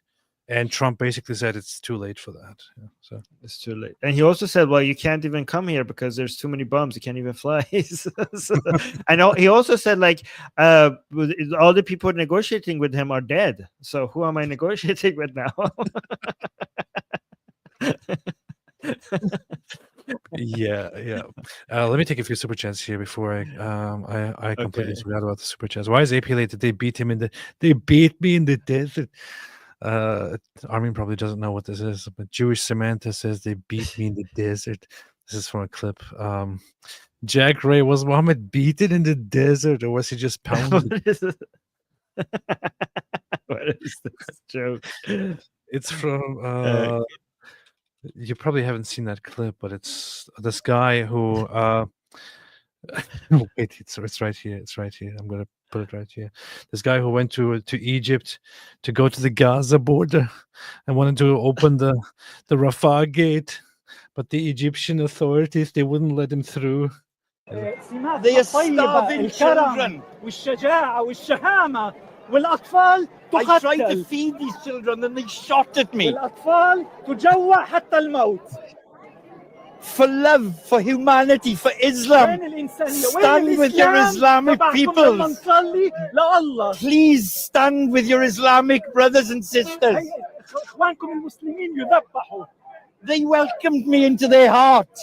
I paid to go there as a nurse. They beat me in the desert for feeding starving Islamic children. This is all it's about. Wait, who is he? Did they beat him really in the desert for feeding children? I don't even. It's like the rant that he's making here. I can't even connect. Like, he jumps from "they welcomed me" to "they beat me in the desert." They beat me in the desert, and they were starving children. He later goes on to talk about how he saw women, and the women didn't have milk in their breasts left, and they were trying to feed their starving children, the Gazans, but the mothers didn't have any milk left because they were starving so much. That's not even possible, man. Like for such circumstances to arise, you would have to have extreme, massive levels of starvation, which have not been reported anywhere in Gaza. Yeah, I did a stream on this on the Atheist Republic. Do you know that?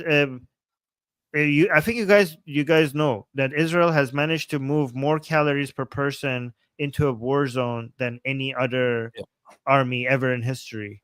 They actually broke the record on that. So, and instead of getting congratulated for that, they are told that they're called the evil that are trying to use starvation as a weapon of war. Yeah, that's what you get for the babies and women. The women are trying to feed their dying babies, and their breasts are empty. Do you know what that smells like? We don't know what that smells like, and neither should you. I was thinking he was probably going around smelling all the breasts of the women, and then that's why they beat him in the desert. Get away, you pervert. Do you know what that sounds like? You know what that sounds like? What does it sound like? What does it sound like? Anyway, do breasts that run out of milk have a certain smell? Probably not. I wouldn't know. He apparently knows. He also knows that they have a distinct sound. He was going close. Like, wait. Let me listen to that again. Let me put my ears on your breast and listen to it again. Listen to the lack of milk. Oh my god. Anyway, Raisin Bread said Armin is an atheist, yet he behaves and thinks like a Christian person in some instances. Do you realize that, Armin? Yeah, he's actually a Christian. He just doesn't want to tell people. Yeah. I mean, look, I even have Christian decoration behind. Oh yeah, what? Oh, that's just a book. I was wondering what that is. There's like an icon in the back, and then there are different things here. Yeah. Why do you have that? How about this? Raisin Bread, I think you are the one who's acting like an atheist, and you don't realize that you're being as good as an atheist. I get to complain the game. But then he's basically using Christian morals, which you're also using. No, he's using. How do you explain this? Okay. Gilad22, Shalom from Switzerland. Thank you all for your work. Keep it up. AP, vielleicht fällt ja zufällig und aus Versehen eine Bombe auf Al-Aqsa. Spaß. That says maybe accidentally a bomb will fall on Al-Aqsa. Who knows? That'd be funny. By the way, as Sarah mentioned in the chat, the Jews have already claimed me as one of their own, so I cannot be a Christian because I'm an honorary Jew. Well, they also claimed me last year, but then I became a Christian anyway. So then you're lost cause then. So I'm still available as an. Moshko and Armin, inshallah, soon we will drink a beer in Iran. Hey, I will join you. I will join you. Okay, yes. Yeah. I will drink. I haven't drank alcohol for a long time for health reasons, but for that purpose, if that would require me to break that rule. Me too. By the way, guys, I'm not a Muslim. It's health reasons, okay? I will drink alcohol just to prove that it's not for Islamic reasons. Prove it right now. Skyscraper philosophy. If only these airstrikes had coincided with one of the recent Iranian mass demonstrations, do you think people will rise up now or too afraid of bombs? What do you think, Armin? Do you think they Okay, will rise? if only they had coincided with one of the recent. Yeah, it's unreasonable to ask people to go protest while bombs are being dropped in the streets. Okay, so this cannot happen at the same time. We need Israel to take out, after Israel is taking out a lot of the threats to Israeli people. Then I hope Israel will start focusing more on threats to Iranian people inside Iran, removing a lot of the institutions and people responsible for crowd control and riot suppression and stuff like that. And then if those are removed, then once the bombardments are stopped, and hopefully if we take out Khomeini, then we could hopefully see mass demonstrations. But right now, under heavy bombardment, asking people to go out right now, that's unreasonable. Nice. Etsky, God bless Israel and save Iranian people. Inshallah. Ivan Neth, I'm going to be honest, first 2 days I was genuinely afraid, but at this point, the Islamic Republic is nothing more than the Houthis. It's pathetic. I know it's the first days. I mean, the first day they sent over like 200 missiles or something like that. Second day, like maybe 100 or 150. It was, yeah, and it wasn't all in one wave. It was in multiple different waves, which made it much easier to, because they had prepared everything. So if something like this happens, they throw 1,000 missiles at the same time as Israel. Everything was set up for that. But because Israel managed to take out all the people in command, and also they had this drone base already set in Iran, that at the time that the regime wanted to retaliate, these drones, and they also had explosive on the missile launchers and drones and the explosive that was already within the missile launchers. Did you know that within the missiles they had already, it was kind of like the pager attack. Some of these missiles had already explosive within them because of the pieces that they used to build the missiles. Israel somehow managed to get explosives in there, and they just blew up at the moment that they were supposed to launch the missiles. And the drones that they had a military base ready in Iran, just there. I don't know for it's been there for I think a couple of years there, and it's just like Israel had a military base in Iran, always waiting for a moment like this. So because they had no commanders, because some of these launchers or the missiles had already explosives in them, and because of the drones just got up in time to go attack these launchers, then the regime was incapable of doing that 1,000 guys. If the plan of sending 1,000 missiles at the same time to Israel was successful, it would have overwhelmed all of the defense system of Israel, and many people in Israel would have died. But because of the great works of Mossad and the IDF, they managed to destroy that plan, and also made it all of the missiles. They threw about 100 missiles, I think, on the first day or something, a few hundred, and all of them came in like different waves. They didn't all come together, so it was much easier for Israel's defense system to handle all of that. So this was, guys, the movie of this has, like, when the pager attacks happen, I think like, okay, the movie of this has to come out. But now I don't want to see the movie of the pager attack, because this is so much better. They have to turn this into a movie. Like, it would be a crime against humanity if this attack does not turn into a movie, because it was amazing. It was beautiful. It was 007 on steroids. So yeah, it needs to happen. I want to see that too. I want to say that. Too. Dehexian AP, did you read Jeremiah 49 verses 34 to 39? I haven't. Tell me what it is about. Did I make a note about that? I don't know. I'll have to check it out. Etsky 70, Rising Eagle, Israel saving Iran. Powerful. Mr. Krangus, think the US will strike soon. Inshallah tonight. Seems Chad Winger, the ultimate Dawa destroyer, said, Armin, who is cooler, Mike Winger or David Wood? David Wood, because I don't know who Mike Winger is. Somebody clip that and publish it. He doesn't know who Mike Winger is. Somebody clip that. That's the ultimate destruction of Mike Winger here. Sam 1234. Sure. Did you see Tucker pretend geopolitics doesn't exist? Ted Cruz had him cowering under his lame table, crying, "He beat me in the desert." I saw that. I saw some of that exchange between Tucker Carlson and Ted Cruz, and it's just one of those funny instances where Tucker Carlson looked like a complete idiot. But to He those who always are did. watching it, who are like this new trend of hating Israel, they actually think that Tucker Carlson made good points and made Ted Cruz look stupid. But Tucker Carlson, he actually said in the interview that if it was proven that that the Islamic regime of Iran engaged or tried to assassinate Donald Trump, then America should just nuke Iran. But nothing like that happened. That's what Tucker Carlson said. And Ted Cruz then later on afterwards says to him, we have it, man. We have arrested and we have made the connections already. We know for a fact that the Islamic regime did indeed come after Donald Trump and did indeed try to assassinate him. So according to this, now we should send nukes over to Iran, according to Tucker Carlson. This idiot is just talking out of his behind. He doesn't know what he's talking about. Tucker Carlson is a complete lunatic. Yeah. He's on the side of the worst people. Like he's on the side of Putin and the Qataris. I mean, it's so amazing how some people on the right are supportive of Qatar, which is the main funder of wokeism in the United States. Yeah, like you guys are anti-woke and also allies of the main funders of the wokeism in the United States. How does that make it?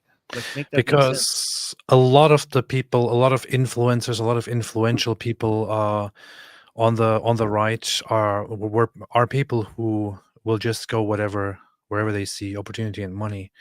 This includes people like Candace Owens, Tucker Carlson, and others. So they will happily, if they see an opportunity for business or a fat bunch of money, they will be like, oh, okay, yeah, just tell me what to say.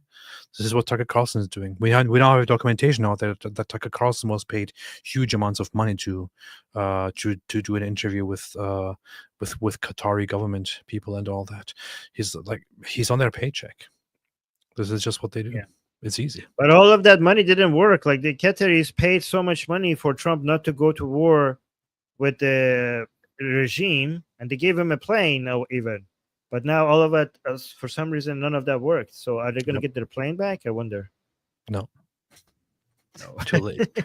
Skyscraper philosopher. Some Iranian commentators say Iranians will be less willing to rise up because of bombs. Is this bullshit? And will Iran's regimes fragment into civil war?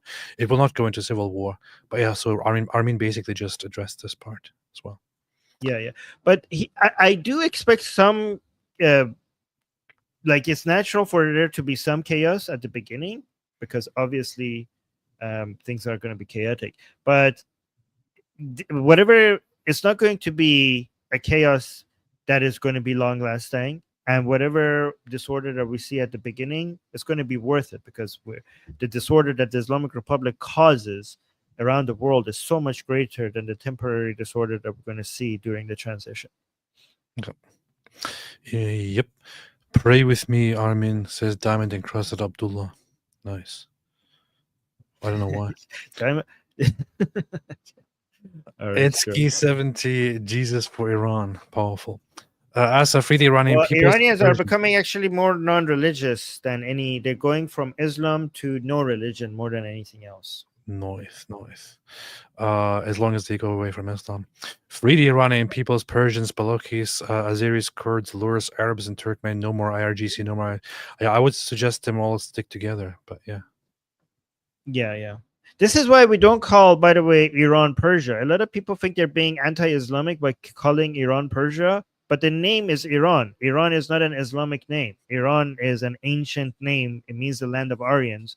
Okay, so Persia is not. We don't call Iran Persia because only half of Iranians are Persians. So by calling Iran Persia, you're missing all these other Baluch, Azeris, Kurds, Lurs, Arabs, Turkmen. These are all Iranian citizens as well. So it's not Persia, it's Iran. Nice. So you're the Aryans, right? Yeah. Armin actually means, you know what Armin means?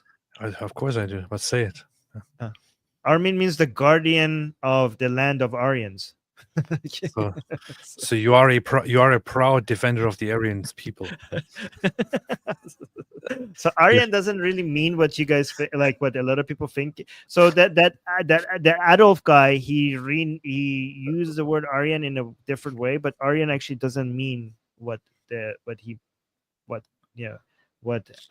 Hitler made it to me. Oh, we get it, Armin. Just say you're a proud Aryan. I don't know. This is your channel. Do you want it to get nuked out of the? Why are you doing this to your own channel? I don't know. Chad Winger says some people are worried about the ethnic diversity of Iran might cause civil conflicts in Iran if the IRGC falls. Armin, your thoughts? Yeah, what are your thoughts on that? Quick, briefly. Might cause civil conflict. No, so in Iran, the main identity is Iranian identity. Okay, so if you ask that vast majority of the Kurds, they will say that they're Iranian before they're Kurds. If you ask the vast majority of the Baluch in Iran, they will say they're Iranian before they're Baluch. If you ask before Islam, before their ethnic, before their religious identity, and before their ethnic identity, is the national identity. Iranians are very, very patriotic, and their national identity is by far, by a huge margin, the most important thing they care about, and it unites all of them, regarding of whatever ethnic identities are so much less of a part of your identity compared to, and that because nationalism and patriotism is so strong in Iran, it unites us all regardless of our ethnicity. Yeah.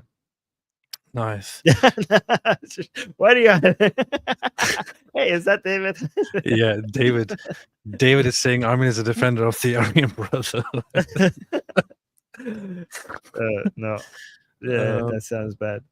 Abdullah Samir says, why is Qatar funding wokeism? It's because Qatar tries to use soft power as leverage in the politics of other countries, regardless of whether they believe it or not.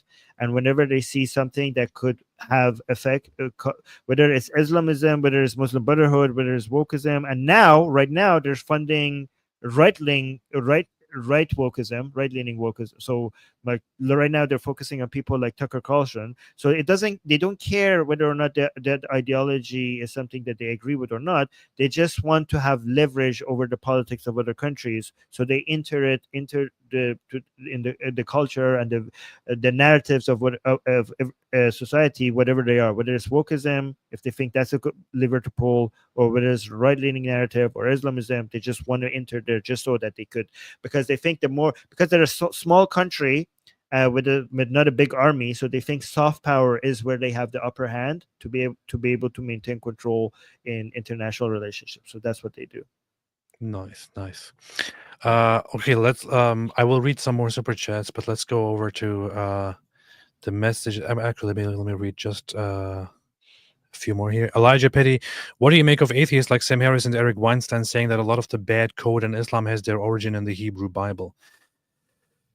Now, I only heard Eric Weinstein say one thing, which is that as somebody brought up apostasy laws in Islam, he said something like, well, it was actually us first. I don't know why he's talking about Judaism as us, but he said it was actually us first, Judaism, that brought in apostasy laws. I only heard him say that example. Now, first off, that example is actually wrong, because Judaism doesn't have apostasy laws. Judaism has had in the initial law of Moses, the law to execute those among the Jewish people when they were a small people who cause division and who come and who say, come, let us worship those other gods. So that was one of the laws. That's all it was. Now, you can have your disagreements about that as well, but it's not the same as the Islamic ruling, which is that anyone who leaves Islam and makes it public needs to be executed. So those are completely different two things. So I would actually completely disagree with what I heard from him here. For example, considering that in Judaism you had that law 1,600 years before Islam came up with the idea to just execute anyone who leaves the faith. Islam should have come up with something much better 1,600 years later, but only came up with even more barbaric stuff. I'm not sure what Sam Harris said about any of this. I haven't listened to him in like centuries. But yeah, what do you think about this, Armin? I mean, whether or not the Hebrew Bible has good teachings or bad teachings in them. This whole the bad codes, the origin of a code coming from somewhere else, it's not a really good argument, because I could say the code for Nazism is based in Darwinism. So should I be against the evolutionary theory just because the code for a lot of Nazi ideas is rooted in evolutionary theory? Like it does. Wait, are you anti-evolution too? As wait, are you now anti-evolution as well because you became a Christian? No. Or is that, I don't. no? I don't really have Okay. a stance on evolution at all. So. Oh, okay. Yeah. Sam Harris is totally irrelevant, said J.A. Ashmes says, AP, you're not entirely correct here. Maimonides had similar apostasy laws, but he was in an Islamic country. Well, Maimonides would be kind of irrelevant here because, but I see your point, but it would be irrelevant because it's about the Hebrew Bible. So what Maimonides ruled would be different. What? But do you see my point? Like something being have origins in some other things doesn't really mean, like the origin could be something good, and then even if you're rooted in that, it could turn into something bad, or something could be rooted into something bad but turn into something good. So things in religions and culture, everything is connected to everything, right? So bad things could be connected to good things could be connected to bad things. Just this connection doesn't make, if a bad thing is connected to something else, that doesn't mean that that thing is also bad. Like everything is connected to in society, everything is connected to everything else. So it's a lazy argument. I guess if somebody wants to make the argument that Islam only has certain bad things because those bad things were present in the Hebrew Bible and Islam adopted those things, I mean, even if you wanted to make that point, I would challenge that as well, considering that. And I would say that Sam Harris, for example, probably doesn't really understand how Islam works. Yeah, but he admits that when we were talking to him on our show, he said like, "Hey, I don't understand Islam as much as you guys." So he was humble enough to say that. Lots of people have this false idea that Islam adopts the Bible and adopts biblical beliefs directly. They think that Islam is kind of like Christianity, that it comes with the Bible, but it doesn't. It is a foreign religion that that comes from a polytheistic environment and then tries to take biblical ideas, but it doesn't have the Bible. Whereas Christianity, for example, directly is originally a Jewish religion that directly continues the biblical tradition. Islam doesn't have that. Islam is completely foreign. So you can't really explain in the same sense that certain things are only in Islam because they were also in the Bible. You know, it doesn't really work that way. So Islam started from this Judeo-Christian sect that was considered to be heresy by the Roman. So what was officially canonized within the Roman Empire, a lot of other Christian beliefs were considered to be heretical, and they moved into the borders of the Roman Empire.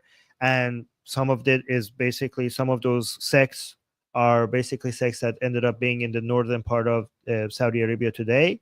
And those Arabs who originally had this Judeo-Christian sect, eventually, and their focus was on, they were a type of Judeo-Christian sect that really emphasized on Jesus not being the Son of God or God, and him being the prophet of God only. And eventually that being mixed with some other local Arab traditions during the Umayyad dynasty, that was the birth of Islam during the Umayyad dynasty under Abdul Malik and Ibn Hajjaj. The mix of these things gave birth to Islam. So the thing is, a lot of different mixes. There are lots of theories on how this process actually fully happened. According to the Islamic narrative, it was that Muhammad himself obviously received the revelations, and his wife's cousin was a guy who was a convert to Christianity, and he told him, yeah, you're totally a prophet from the same God that we believe in, and so on. But what most likely happened is that Muhammad came out, and he comes from a polytheistic culture. He was probably influenced. Or he was. So I don't really believe in the story. I don't really believe Muhammad. I'm one of those people who doesn't even believe Muhammad was real. Oh no! I believe that Islam started. I believe that all of the stories of Muhammad were made up by the Umayyad dynasty. Yeah. Abdul Malik and Ibn Hajjaj made up those stories. Yeah, I when wouldn't you really. I don't really buy that. I would say that the whole Muhammad narrative seems plausible. It also makes sense because Islam is incredibly ignorant, of biblical stuff. So it would make sense that it comes from a non-biblical or non-Christian origin, which tries to adopt Christian things. Because the Quran is remarkably stupid and ignorant about things that the Bible says and things that Christians and Jews believe. So, yeah. yeah. But so were the Umayyads. Yeah, but I would have difficulties believing that there's some actual Christian heretical origin behind all of this somewhere, So because if there was Well, I mean, I could. if there was like a heretical Christian origin to it, then it would have been at least a little bit more informed about the Bible, a little bit more informed about what Christians and Jews believe. But it's like the Quran is completely Well, ignorant the of Christian. things. So. Well, okay, but at that time when these Christian sects, their beliefs was very, very different from what eventually became Christian belief.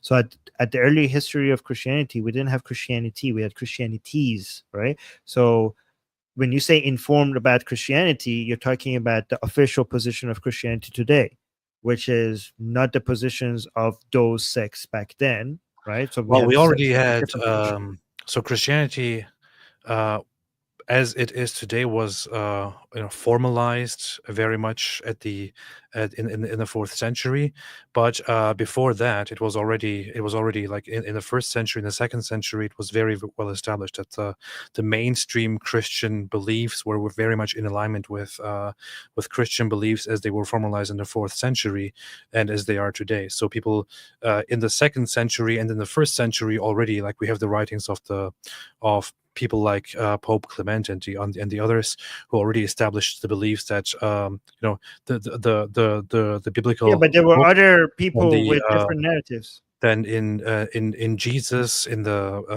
him being part of the Godhead and so on, him being the Son and him being God.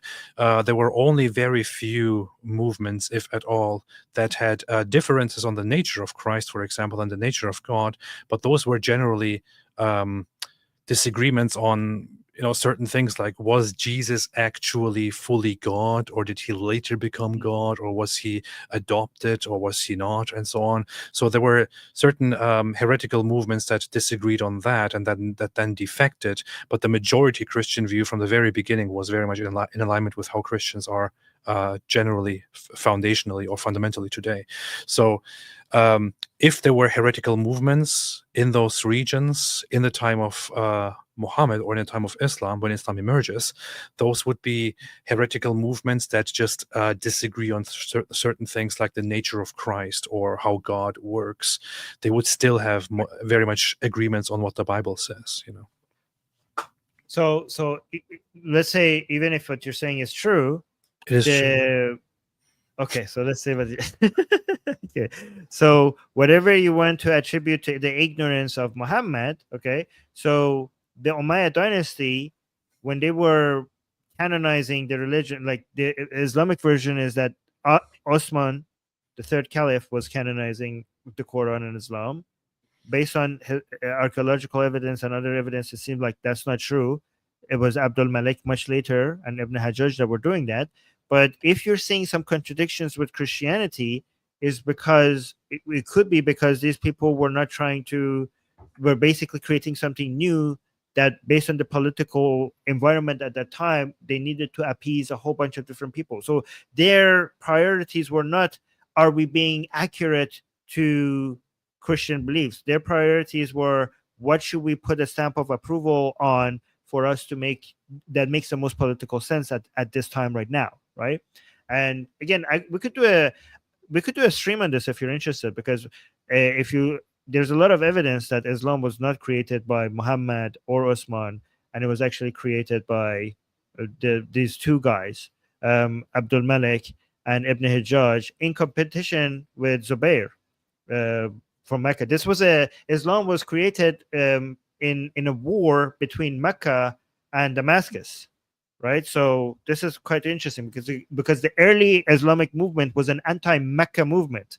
a pro-Damascus, pro-Jerusalem movement against Mecca, against Zubair, which is, again, I'm not going to get into that. But if you want to go into the archaeological evidence for all of this, because this is not, I'm not saying this.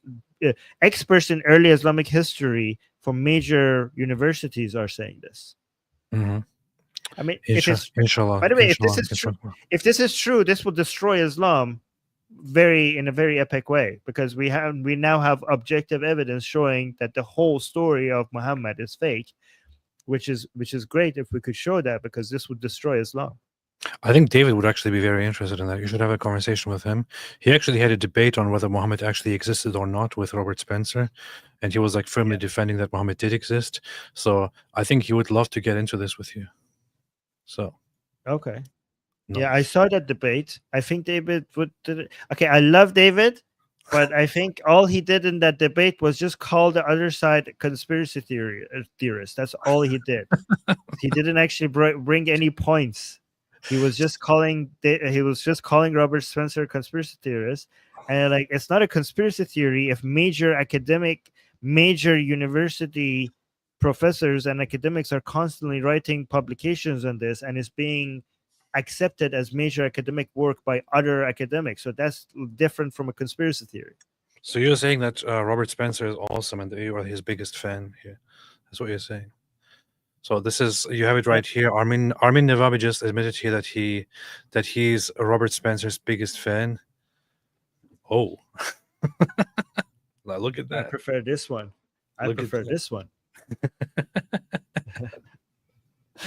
Yeah, like, again, I think Robert Spencer is not a fan of me because of what happened with the Hindus back then, and he was taking the side of the Hindus against me.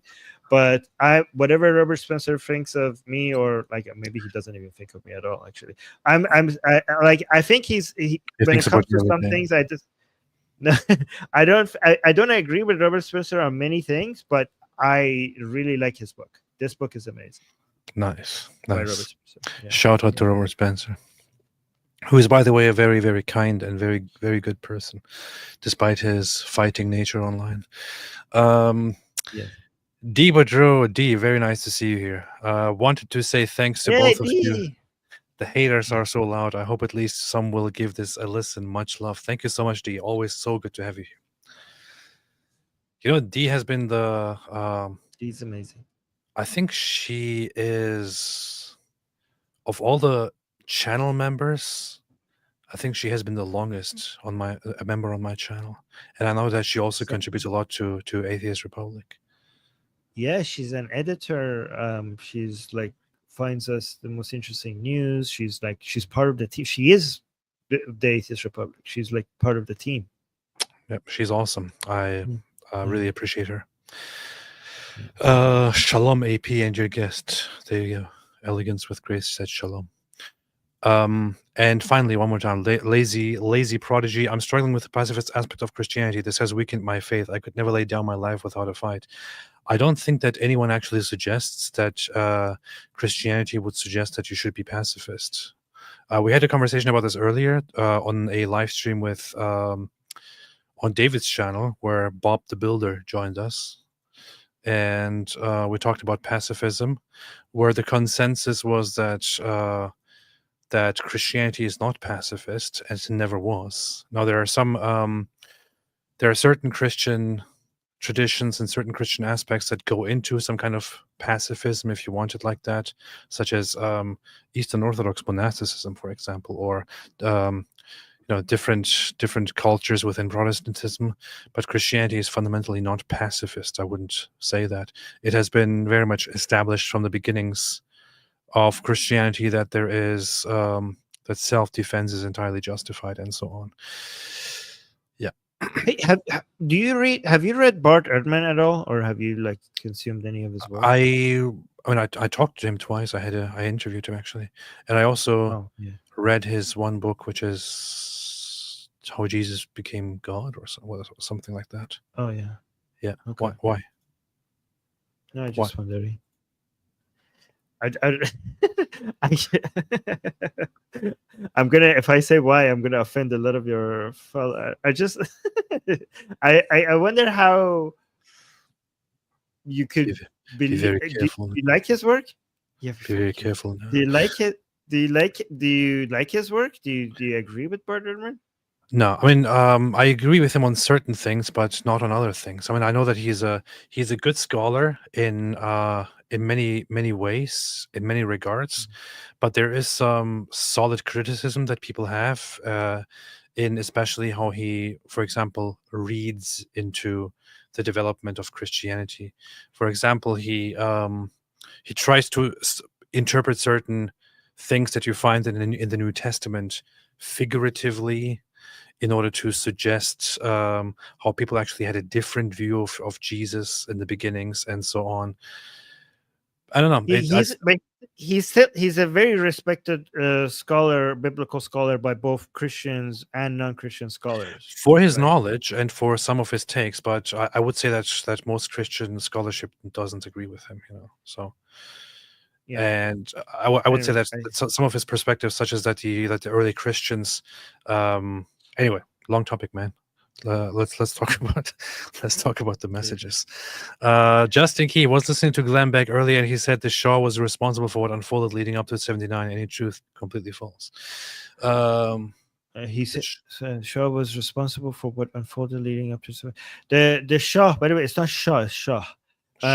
He was responsible for the greatest progress in Iranian history in the shortest amount of time possible, by every metric, economically, welfare, education, everything.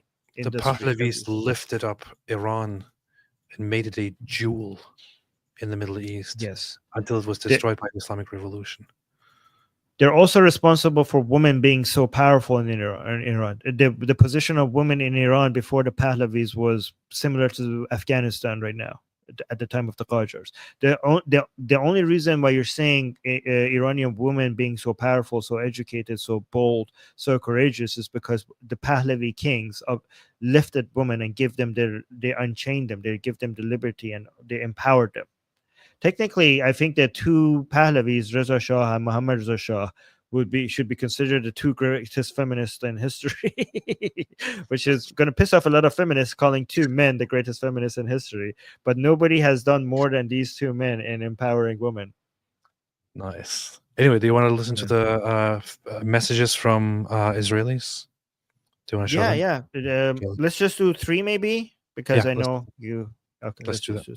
Okay, so let's do that. Okay, so here you go. Let me unmute it and then play. Shalom to the people of Iran. I'm from Israel. My grandmother walked all the way over here from Kermanshah, along with her entire family. Wow. And they could never come back. So maybe soon I'll be able to visit. And maybe you'll be able to visit as well. But first, we need to finish this job, and we got this. We got you, and you got us, and this is our fight, both of us together, and we got this. That's awesome. So I got so many of messages like this from Israelis for the Iranian people, and then I'm going to go tomorrow night Iranian time. I'm going to go on the Persian channel. I'm going to be translating every single one of these to Persian for my Persian audience.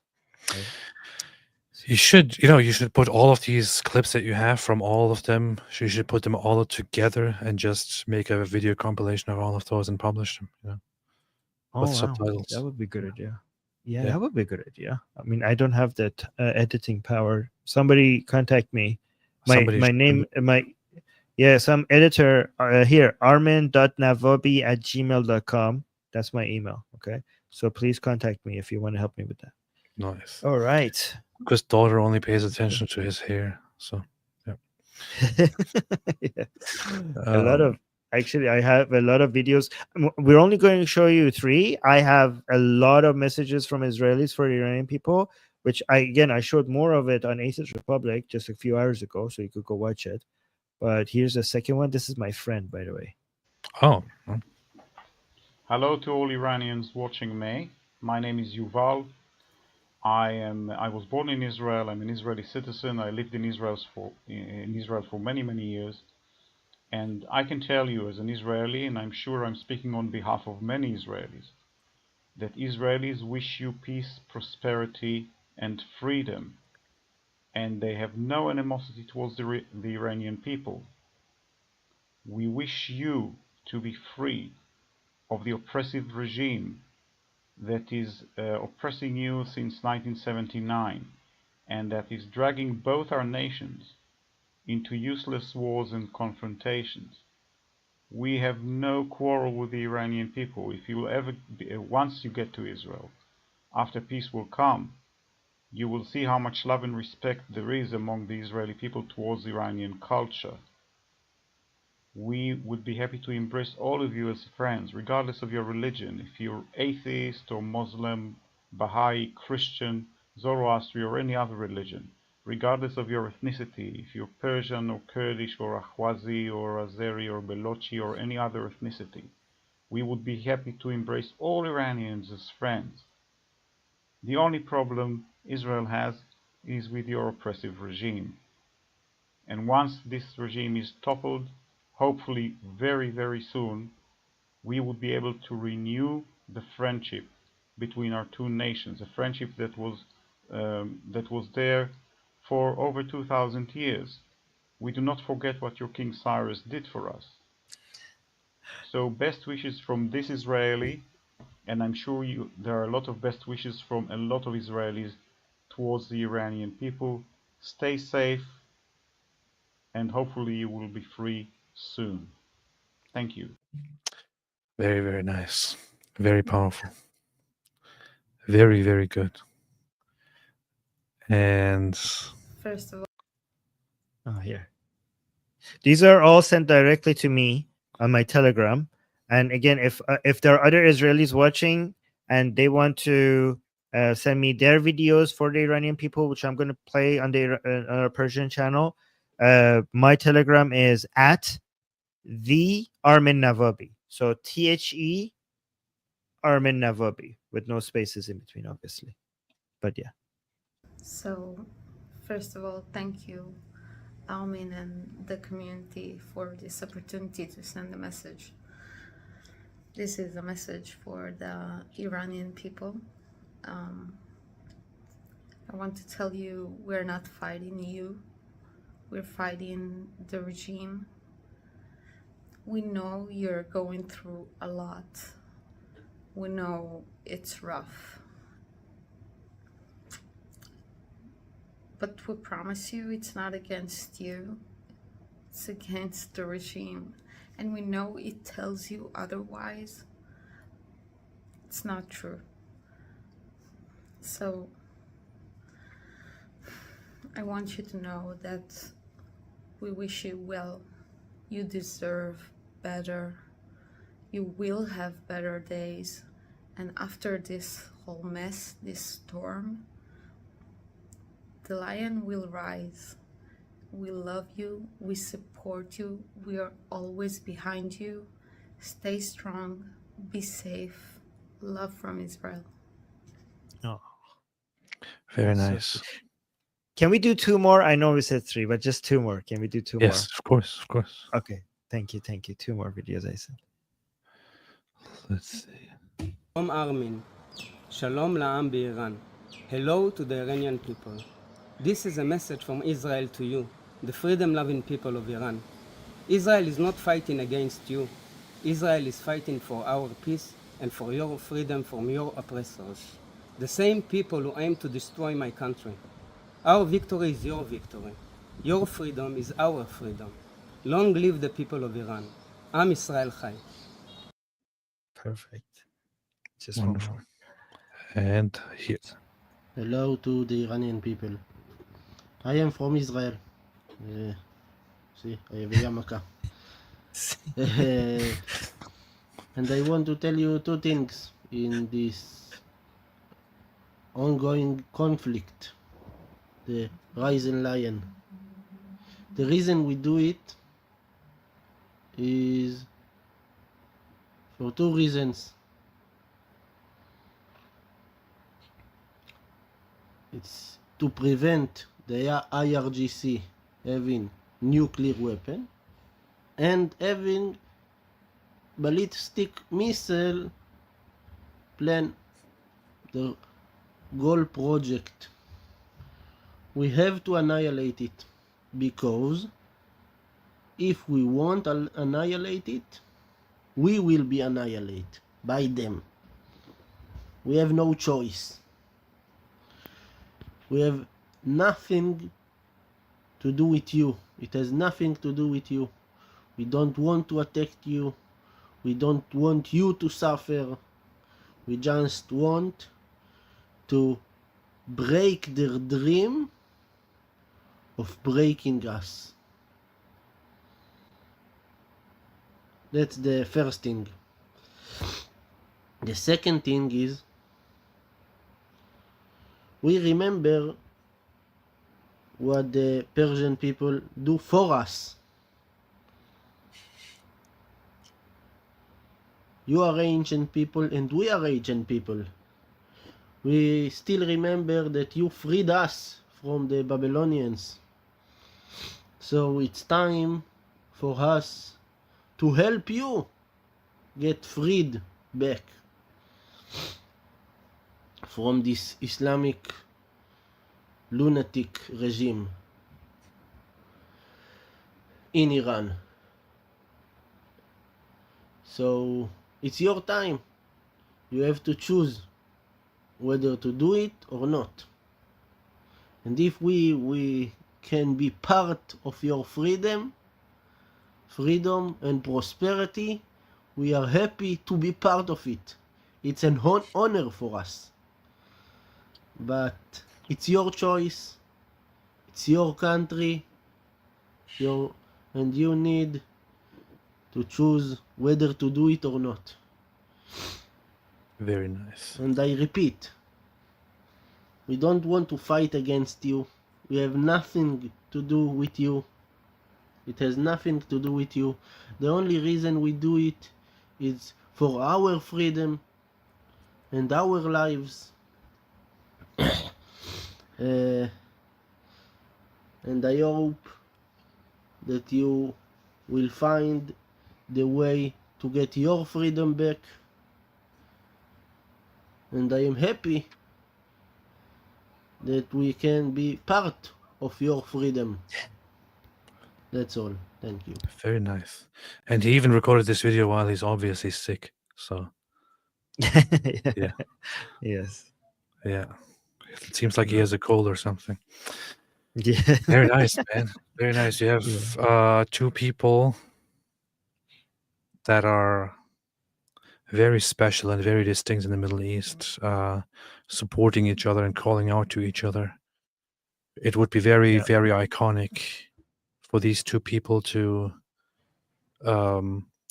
help each other right now and to then once again establish wonderful relations. Lots of people are not aware of this, but Iran, before the Islamic Revolution, was close with Israel. Iran and Israel were friendly, on friendly terms, and things went really bad with the Islamic Revolution. So it's time to reverse that. Yeah, the way I look at it is that the Iranian people and the Israeli people are two nations fighting for life in the sea of death, surrounded by this cult of death in the Middle East. And because both of these people are on team life, it only makes sense for them to reach out to each other and help each other fight all of these agents of death. Nice. Yeah, so Israel and the Pahlavi Iran were allies. And today it's so strange that after 79 the Islamic regime started ruling, and their slogan has become "Death to America, Death to Israel." When Iran was allied with America and allied with Israel in the past. Yeah, and more importantly, death to their own people, because that's the only thing they have been more successful in. More successful than death to America and death to Israel. They have also spread this ideology of loving death and martyrdom and killing their own people, So even though they chant death to America and death to Israel, the only death that they have been successful at is the main death that the main death that have been successful at is the Iranian people. The Iranian people have been paying. I mean, a lot of people have been suffering because of the regime in Iran, but I would say that the Iranian people themselves have been paying the highest price for this. Nice. AP, how crazy it is that you and me started out as affair after October 7th. I made you laugh, I made you cry, and here we are destroying the IRGC. Said Alhamdulillah Shawarma ibn Tahini. Yeah, totally. John Bunduk, also Islamic Republic caused many of these issues in Iraq, especially today, where militia proxy parties hold control by intimidation and judicial coup. It's Iraq, Syria, Lebanon, Yemen, you name it. Everywhere they tried, even Jordan. Their whole network will everywhere. collapse if the Islamic regime is removed. They have a network of terrorist organizations, of proxy movements across Middle Eastern nations. It will collapse if if the IRGC is gone. And it's all thanks to Israel. I need the world to understand this, because this was a network that was being built to come for the entirety of the world. Yes. And the entirety of the world was doing nothing about it. Yes. And this is why supporting Israel is not supporting Israel. Supporting Israel is supporting the world, because Israel is standing between the world and the enemies of the world. Yes. That's true. Striker, I think the risk of US IAF killing Khomeini is that it can delegitimize a successor government in Iran. If Iranians remove him, it'll be more credible.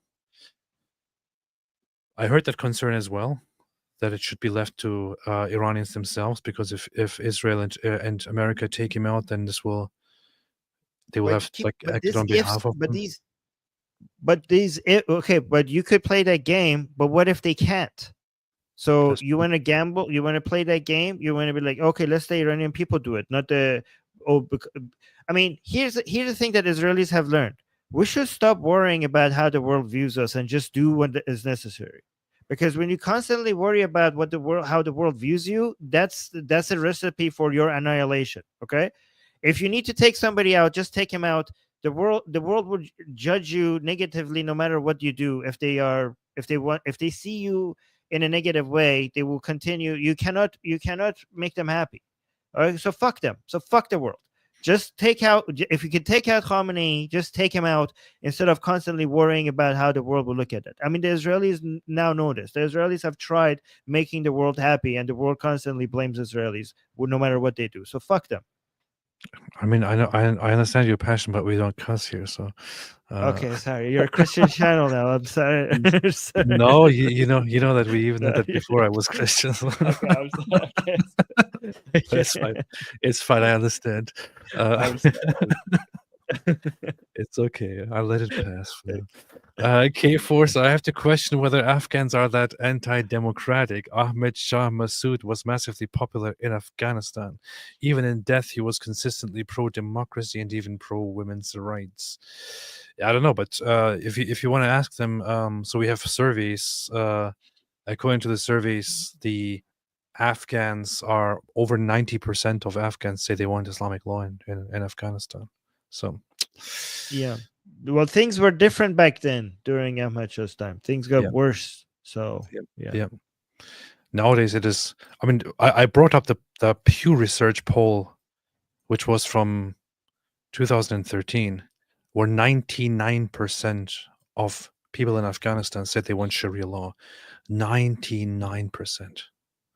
I mean, the problem is that they even ask specific questions, because sometimes you ask people and they say like, yeah, you want Sharia law, and then you ask about the specifics, and they're like, well, you want this in Sharia law? Like, oh no, not that. Okay, so some people are shy. They say they like Sharia law, but once you explain what's in the Sharia law, they're like, yeah, no, I don't want that. But the problem is in Afghanistan, they even specifically ask, would you want to kill apostates? They were like, yes, very much so. Do you want to? Yeah. So by a huge, a high percentage, we're like, yep, we want that. Thank you very much. That's exactly what I want. Exactly that right there. Yeah, killing apostates, stoning adult. Yeah, that's exactly what I want. 99%. Wonderful. Really messed up, man. Completely messed up people. Oh, Can that's you a all good question. explain how Iran was taken over by this regime to begin with? Well, so it all started 2,500 years ago. No, sorry, go ahead. Go ahead. No, so here's the thing that everybody needs to understand. It was the leftists opening the gates to the barbarians from inside. Okay. And this is what the West has to understand, because it's happening again in the West. Okay. So the Islamists themselves, they did not have the political capability to do that. The 1979 Islamic Revolution was not merely an Islamic revolution. It was an Marxist Islamic revolution. The leftists and the Islamists united with each other, and that's how they managed to make this happen. I've actually written an article about this in detail, which I could, if you guys want to, hold on. That if you guys want to go read, let me share that with you. Okay, so can I share this with everybody? Yes. So this is a major warning to the here. It's, you see the article? Yeah, this one. Okay, so this one, by any means necessary. I'm gonna put the link in the chat for you guys, right? So this is a major warning to Western countries to see how an entire society, we lost the unity, the alliance between leftists and Islamists took our country away. We Iranians, this is why Iranians knew how dangerous this alliance between Islamists and leftists are, because we lost an entire country to it. We knew, and again, Muhammad Reza Shah, the father of Reza Pahlavi, he coined the term that the unholy alliance of red and black. Irtijai Sorkh و Siyah. So for red, he meant the Marxists, and for black, he meant the Islamists, the Shias, the Islamists, right? And he warned everybody that this is going to destroy our country, and people didn't take him seriously, and we lost Iran to this alliance. And now this alliance, many years later, so the Shah, the previous Shah of Iran, warned the world about this alliance, and now it's coming for the rest of liberal countries in the West. And if you read this article, you could see exactly how it happened. I wrote this. Yeah, so you could just search for this article, by any means necessary, Iran, Hamas, and the left, and you know and once you read the history of how all of this happened, you could see it exactly playing out again in the West right now. And the interesting thing is that eventually, when Islamists took control, they started executing the leftists that helped them get into power. And this is what people are warning the leftists right now, that you don't know who you're allying with. They will turn on you eventually. Because here's the thing, the leftists have the political know-how, but they are not military, they're not violent enough. Like they don't have the muscle, they don't have the barbarism. They just are scheming and doing the political activism. However, because they know that they're weak when it comes to military power or aggression, they use their political capabilities to allow the barbarians in. They allow the Islamists in, and then the Islamists will use the networking and the political power of the leftists, and they will add the muscle power, the brutality and the violence, and that's how they complete each other. One of them has the violence and the aggression, the other one has the political know-how and the activism, and that's how they work with each other. And there's a lot of people say, like, well, their ideologies are different, why are they working with each other? Their shared the thing that they share with each other is their hatred for what they call the imperialist West, right? So they are both trying to completely dismantle the world liberal order. The Islamists see this as Dar al-Kufr, the house of disbelief, that they're trying to take down, and the Marxists or the leftists, they consider this the imperialist capitalist powers that be, but they both want to take it down.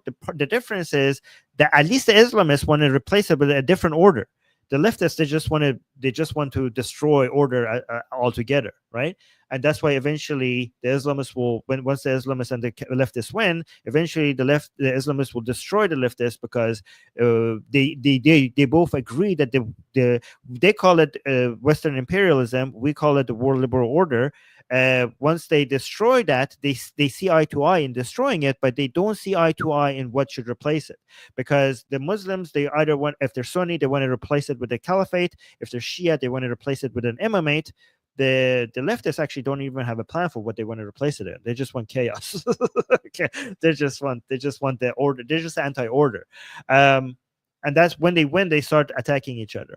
But again, read this article. I think it's very well written, and I know that because I wrote it.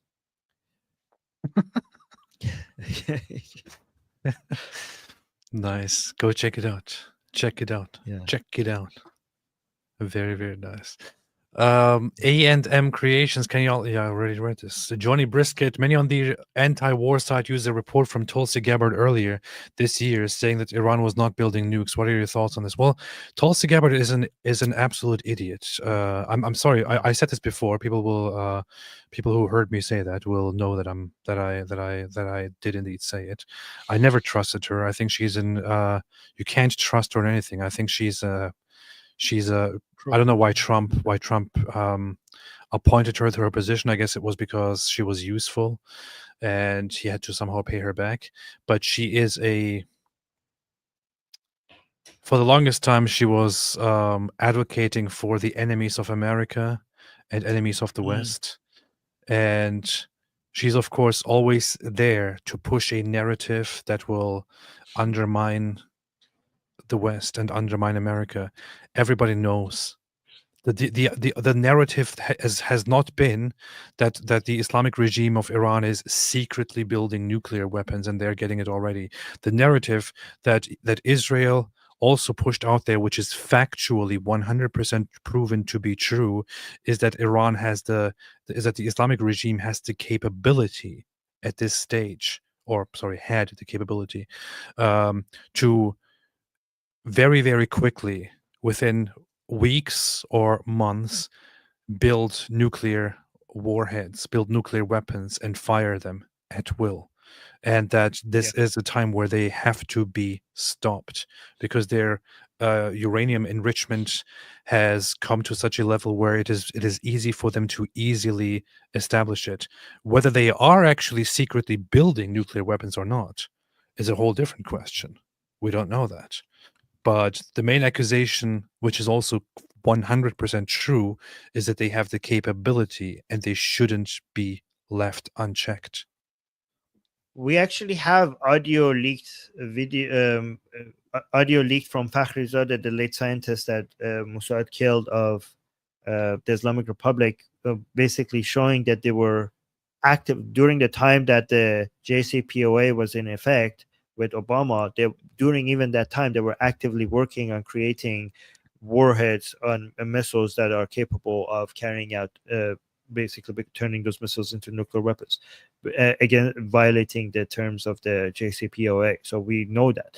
And the whole plan was to just make sure that they have weapons that could immediately be turned into nuclear weapons and also have enough enrichment uranium to do that. So even though you don't have a nuclear weapon, because if you do have a nuclear weapon, probably Mossad will figure it out and it will unite the world against you. But not having a nuclear weapon, but be able to going from not having a nuclear weapon to having a nuclear weapon at a moment's notice. That's what they were trying to achieve. So technically not having a nuclear weapon, but being just only a very short distance away from having a nuclear weapon. They wanted all the benefits of having a nuclear weapon without all the costs of uniting the world against you. That was their strategy. Yeah. And by the way, about Tulsi Gabbard, Trump was asked, and he actually had said something very, very interesting. So let's see. She's pro Putin and she was pro Assad as well. So it's a bizarre choice. She's terrible, and she's one of the two people that should never be appointed to any government position. But here's what Donald Trump said when he was asked. But how close do you personally think that they were to getting one? Because Tulsi Gabbard testified in March that the intelligence community said Iran wasn't building a nuclear weapon. I don't care what she said. I think they were very close to having. So Trump is asked, so what do you think about Tulsi Gabbard? Tulsi Gabbard says they weren't close. Oh, like, I don't care what she says. Very, very glad he said that. She deserves being shat on like that. It's funny because he appointed her, but they're like, but Yeah, Tulsi like- Gabbard said, I don't care what she does. If you don't care about what she said, then why did you put her in that position? That's the question I want to ask too. But yeah. Anyway, JT, once empowered Iranian people need to outlaw Islam and never let them back. Now, here's a problem that I have with this. That would help Islam. Exactly. In every situation where you had a certain revolution or a certain reform and secular people took over and then started putting restrictions or bans on Islam or any other religion, but especially Islam, it usually had the opposite outcome. Especially with Islam, you can't play that game. It's a very stupid idea. Especially if you have a Muslim population in the country, you can't play that game. If Iranians came and did something like outlawing Islam, the Islamists would immediately use this to rile up the people and to play a very, very violent narrative. And this would also over time build the resentment and would give in to the whole idea of Islam being repressed, and it would prepare for future turbulences. This is what happened on a lower scale, it happened in Turkey, which is what led to the rise of Erdogan and his party. This is not a good idea at all. In fact, you would want everyone to be free to talk, because Islam is such a bad idea that if it just didn't have the unfair advantage of governments supporting it or making it illegal for us to criticize it or censoring us, if we just had a fair platform, a fair environment for us to go at it, we will just win that battle anytime. So we just want everybody to be able to be free to say whatever they want, and we will win that. The only reason why Islam wins is because either governments outlaw criticizing it, or they censor you, or they just it has some certain in Islamic countries, they make it absolutely unfair, but in non-Islamic countries, governments still find a way to give Islam an advantage, undeserved advantage. If we just get a fair ground for us to fight it out, Islam wouldn't have any chance. So just let everybody attack Islam freely, and we will annihilate Islam like that. I mean, if you ban it, it seems like we're cowards, that we don't actually have good points against Islam, and the only way to win against Islam is to not let people talk about it. But we are confident enough to know if we just make the environment fair, we will win this. We will win against Islam. So let it be a fair game. Yeah. The only fear that I have is that Iran would start adopting kind of this whole Western mindset of being stupid and bending over. But I guess Iranians have experience with Islam, and they wouldn't give in. I don't know. I hope they come up with a reasonable way of dealing with Islamists. By the way, this is a good point. Look how banning ideas have worked. Okay, so in Iran, the government tried to ban criticizing Islam, and now Islam is hated in Iran more than anywhere else in the world. We have anti-Islamic views in Iran more than any other country in the world, and this in a country where the government tried to ban criticism of Islam. So learn from the Islamic Republic. Don't try their methods. It didn't work out for them. Okay, it didn't work out for them, so we shouldn't use that method. Yep, that's true. Armin, you don't get it. If you end the Islamic Republic, you'll get an Islamist government in Iran. That's how Arabs are. Watch Candace. Just let Khomeini get his nuke. This is, I mean, it is good satire, but this could totally be a serious comment here, like by some people. Well, I mean, Khomeini is dead, so I don't know. Khomeini, yeah.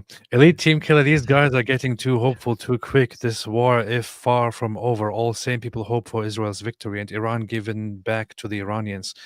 I mean, it's always good to be hopeful, but nobody is sure right now that the war is over. So we want to make sure we get there in a good way. I am careful with my wording. Like when people ask me, is this the end of the regime? I don't say yes. I say we have never been closer. So whether that's what I say. We have never been closer, because I'm not even making a comment on what the probability is. I just know the probability, whatever that number was today, is higher than ever. So that's that's a safe statement to make, because I didn't give you a probability number. So I'm being very careful with what I'm saying here. So, Armin, what do you think the probability is that this will succeed? Oh, More than goes. Sorry for the dumb question, but does the princess want to go back? Does the prince want to? Does he want to take that responsibility? And I think you're saying prince. Yeah, princess. Okay, so the Prince wants to Reza go back. Pahlavi, he was very reluctant in accepting being the king. Okay, he wanted to serve the people in a different way, but he's also such a man of the people that he will give in to the demands of the people. So if the people of Iran want him to go back and want him to be king, he will accept it, because that's the demand of the Iranian people, even if it's against his own wishes. So that's how he's like. He wants to serve the people in whatever way they want him to. So he Nice. wants what the Iranian people tell him they want. Nice. But Armin says it should actually be the daughter of Reza Pahlavi That who would should be queen. Yeah, but I'm trying to convince more Iranian people not to make him king. Like, hey guys, aren't you saying this is the best man we have? Why would you tie his hands in a ceremonial, a symbolic position with no executive power? If he's this great, make him the prime minister and give the monarch position to somebody else. That's my argument. I'm trying to, every time I mention this on the Persian channel, people agreed with me. So I'm hoping that I get to convince more Iranians. Yes, she should be the queen instead of Reza And Pahlavi being the king. Armin is just saying this because he thinks that the queen is beautiful, or that the daughter is beautiful, and she should be queen. So that's I mean, it's a great way to I mean, if it's a symbolic position, the symbolic position looking this beautiful has its advantages. It's the face of the country. Yeah, Armin has a crush. You just want a hot queen. Hey, who doesn't want a hot queen? But wait, Mosh said you skipped my super chat about Cyrus. I did indeed. I see it right here. Cyrus sent us to rebuild Judea. We owe you one, says Mosh Cohen in the other super chat that I skipped earlier. Nice. Okay. Cyrus sent us to rebuild Judea. We owe you one. Nice. Okay, well, Hezbollah, fantastic that Iran may be free again. Is it likely that extremism will continue around the world regardless of fall of IRGC supported by another source?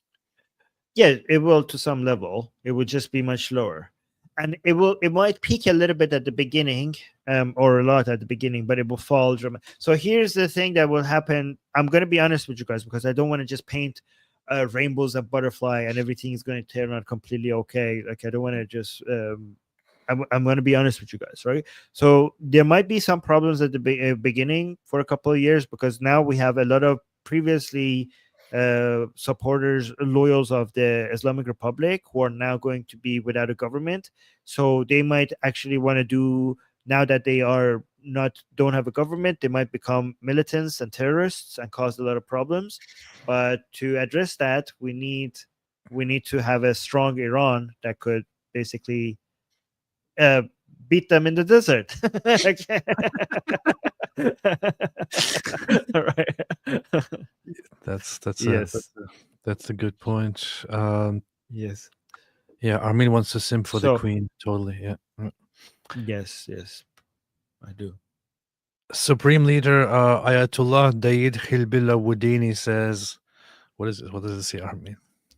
saying به مشت آهنین جمهوری داوودی رژیم نحس وینگالینگ را هم در هم خواهیم کوبید. داوری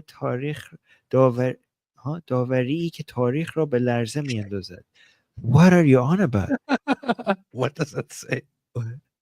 It's just, there would be an iron fist of a Davidian republic of this dirty regime of Wingeling. What is Wingeling? I don't know what's happening. Which will So annihilate this. Winglings are the Oh. followers of Mike Winger, who is the nemesis of David Wood, and Okay. this is the this is the Ayatollah form of David Wood here talking. So this is Supreme Leader Ayatollah David Hilbilla Woodini. Okay. I'm so out of the loop. I don't know what's going on. Okay. This is so stupid. Carson Dev Cyrus is Koresh in Hebrew, mentioned in Ezra 1:1-4, also in the Talmud in Megillah 11a, 12a. Isaiah called him God's anointed. Yeah. Yeah, we also called Cyrus. I don't even know where Cyrus came from. We call him Kurosh, Kurosh Kabir. Mm-hmm.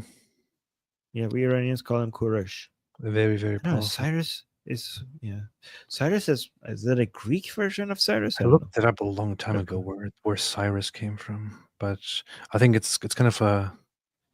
It doesn't even make sense that it would be Greek, because Greeks would also refer to it as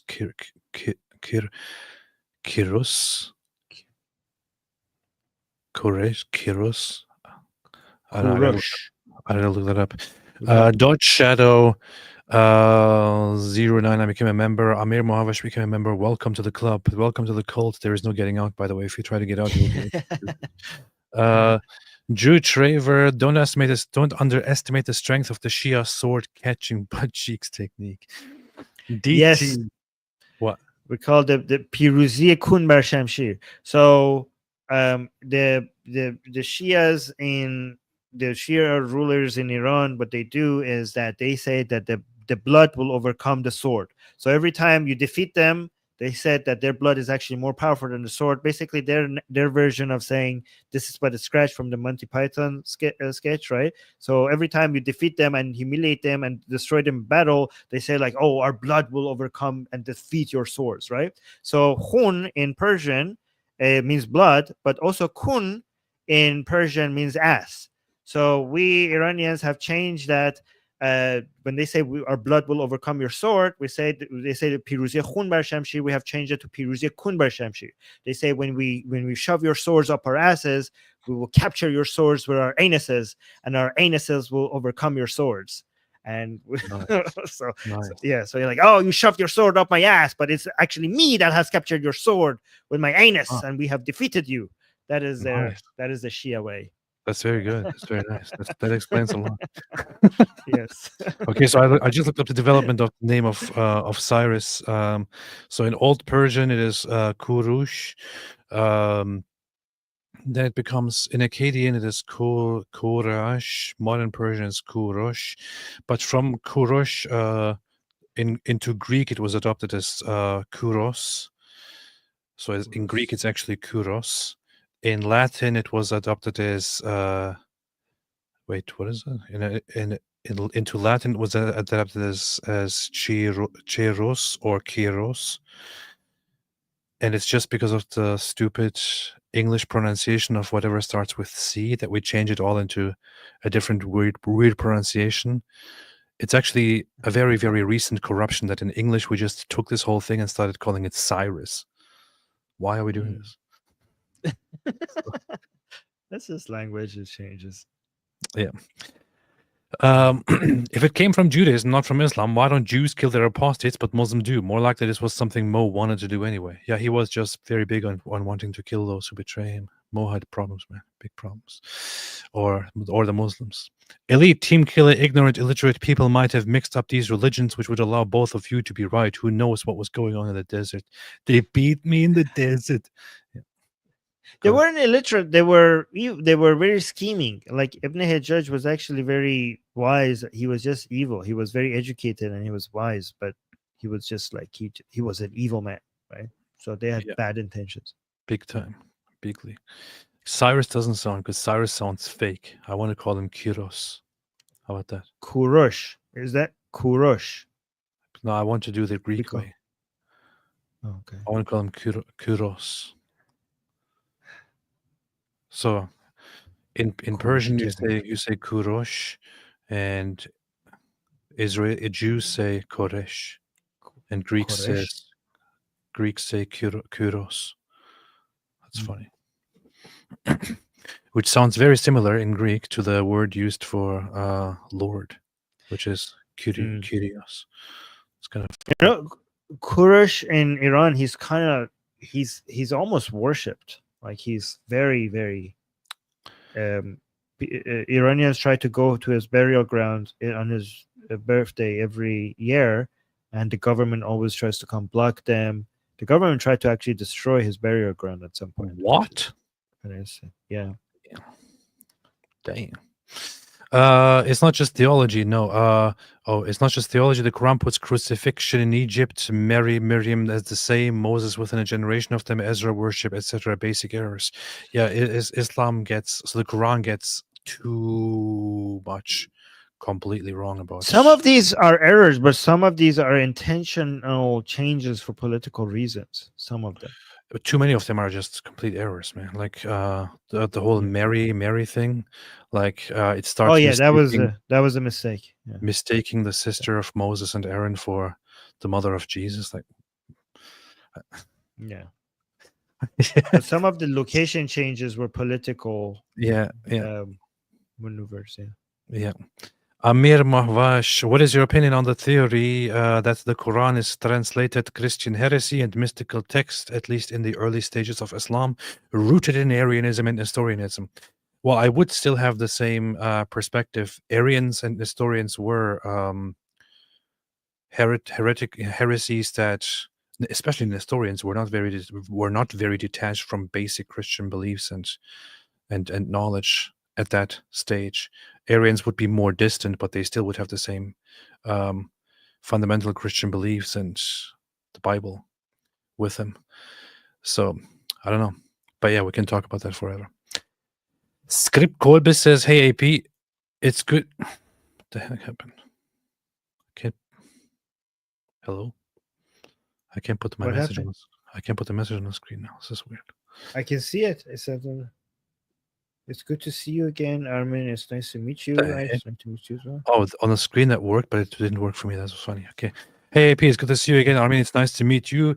16,617 inspiration to us all. God bless you both for his children. Christ is risen indeed. Powerful, powerful. Good to meet you. Good to see you.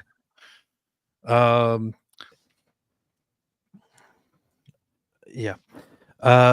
Hey, I'm at the very least tied with D. I became a member the first day they went active for you. Okay, Cheryl, I'm sorry. I apologize. So I have to check the list of my oldest channel members. D is one of them. I'm rooting for D. You might be the other one. I'm gonna check it right now. I'll see who is first. If you're older than D, then I will apologize publicly. Yeah. I don't even know where to check that, honestly.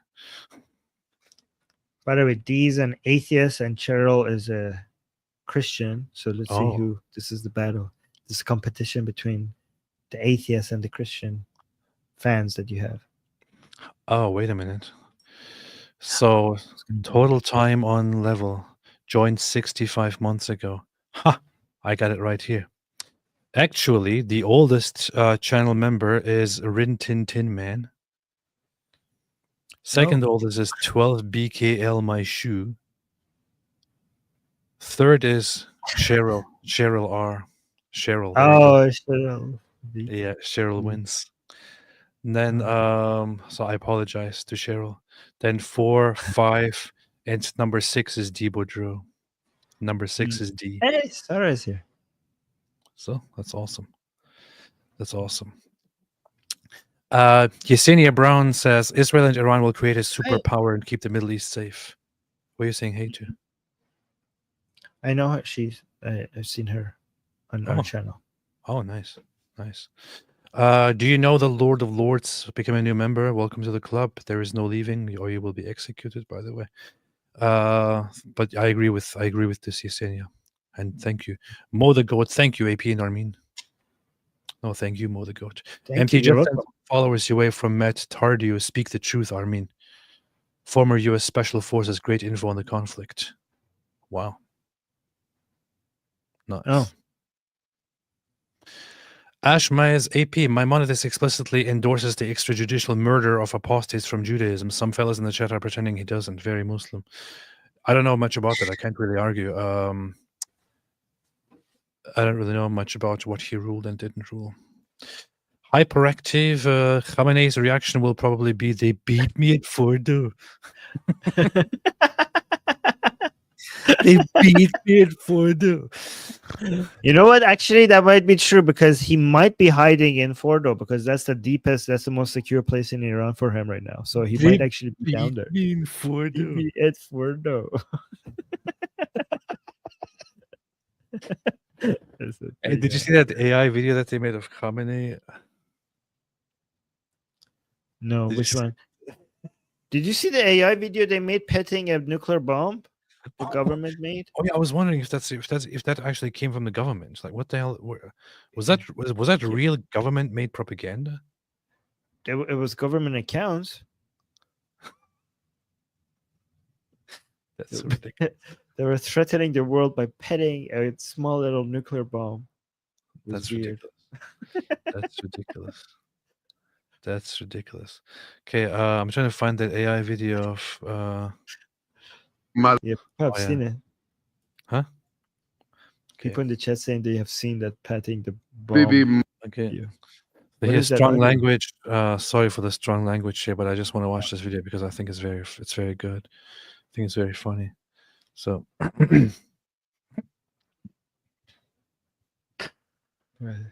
And then I'm like, this baby motherfucker better not blow up by nuclear shit, or I'm gonna go look on this bitch. And then he blows up all my nuclear shit, and I'm like, call my general. And they tell me, they're all dead, sir. And I'm like, assemble the army. And they're like, they're dead too, sir. So then I'm like, launch the friggin' missiles. And they're like, sir, they're gone, sir. So I'm like, what the fuck?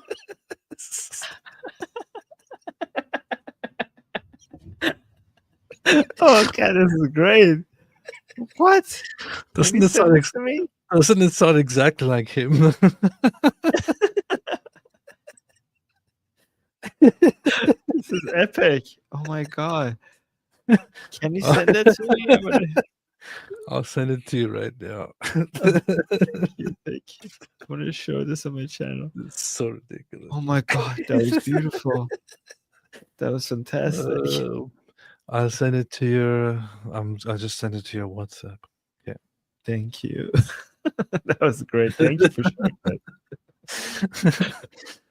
that. Gigi Ryder, big love to Redwan and Armin. I don't cry over much, but the expressions of love and heroism going both ways breaks me. Oh, wonderful. With the Iranian colors and Israel and US. Thank you very much. Yeah. I can't wait for the official emoji of the flag of Iran to change. Like, you know how you use the emoji of the flag of Iran in the chat? It shows the Islamic Republic flag. Mm-hmm. I can't wait for that officially to turn to the flag with the lion and sun instead. That would be beautiful. That would be beautiful.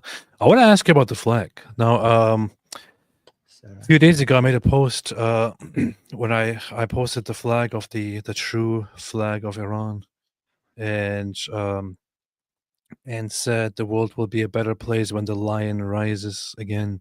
And then I saw some comments say like the crown is missing on the flag. And I saw those comments elsewhere too. Like some people go around and say there should also be a crown on, No, on no. top of that flag. No. The What's flag that with the about? crown, the flag with the crown, that's the official flag of the Artesh.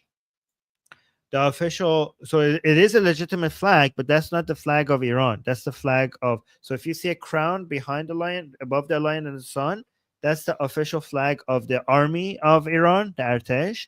But the official flag, yeah. So this is the official flag of Iran, without the crown.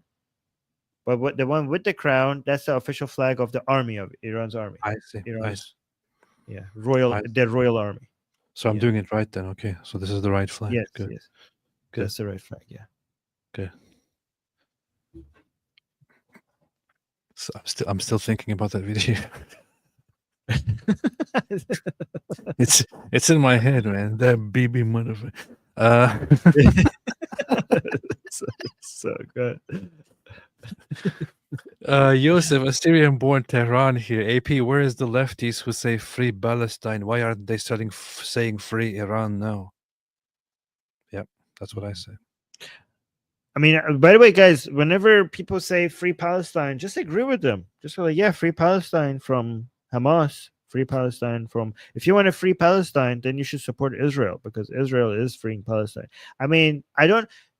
What do you think about this, AP? I've stopped recognizing Palestine as a thing.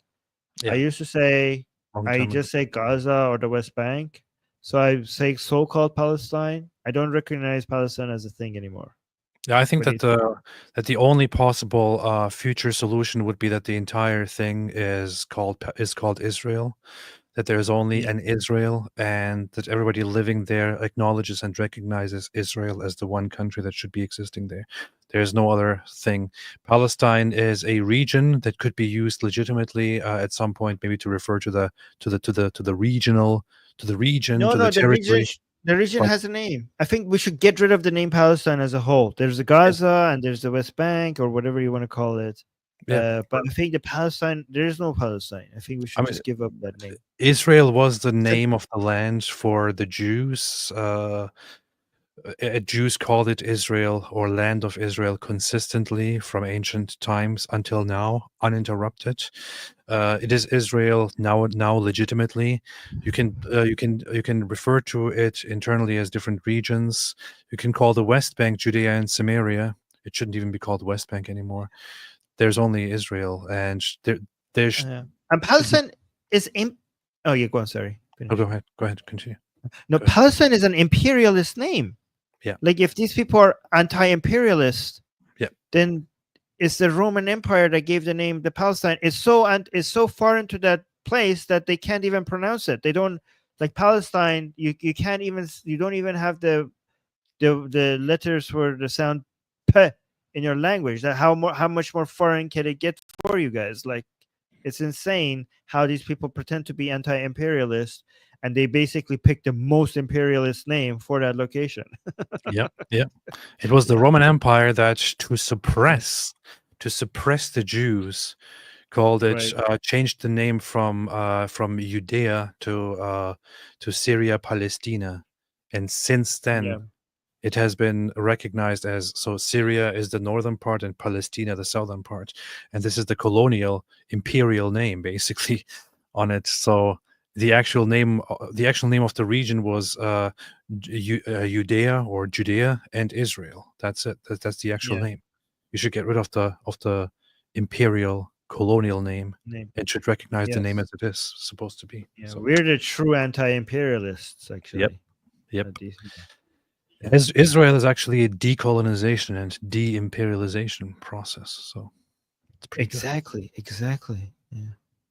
Paul, Muslim apologists often justify Quranic violence by pointing out to similar laws in the Old Testament. Thus, they are being true to the word of God. Powerful. They're being retarded. Cheryl R says, no competition. I welcome all supporters of AP, David Wood, and even Atheist Republic.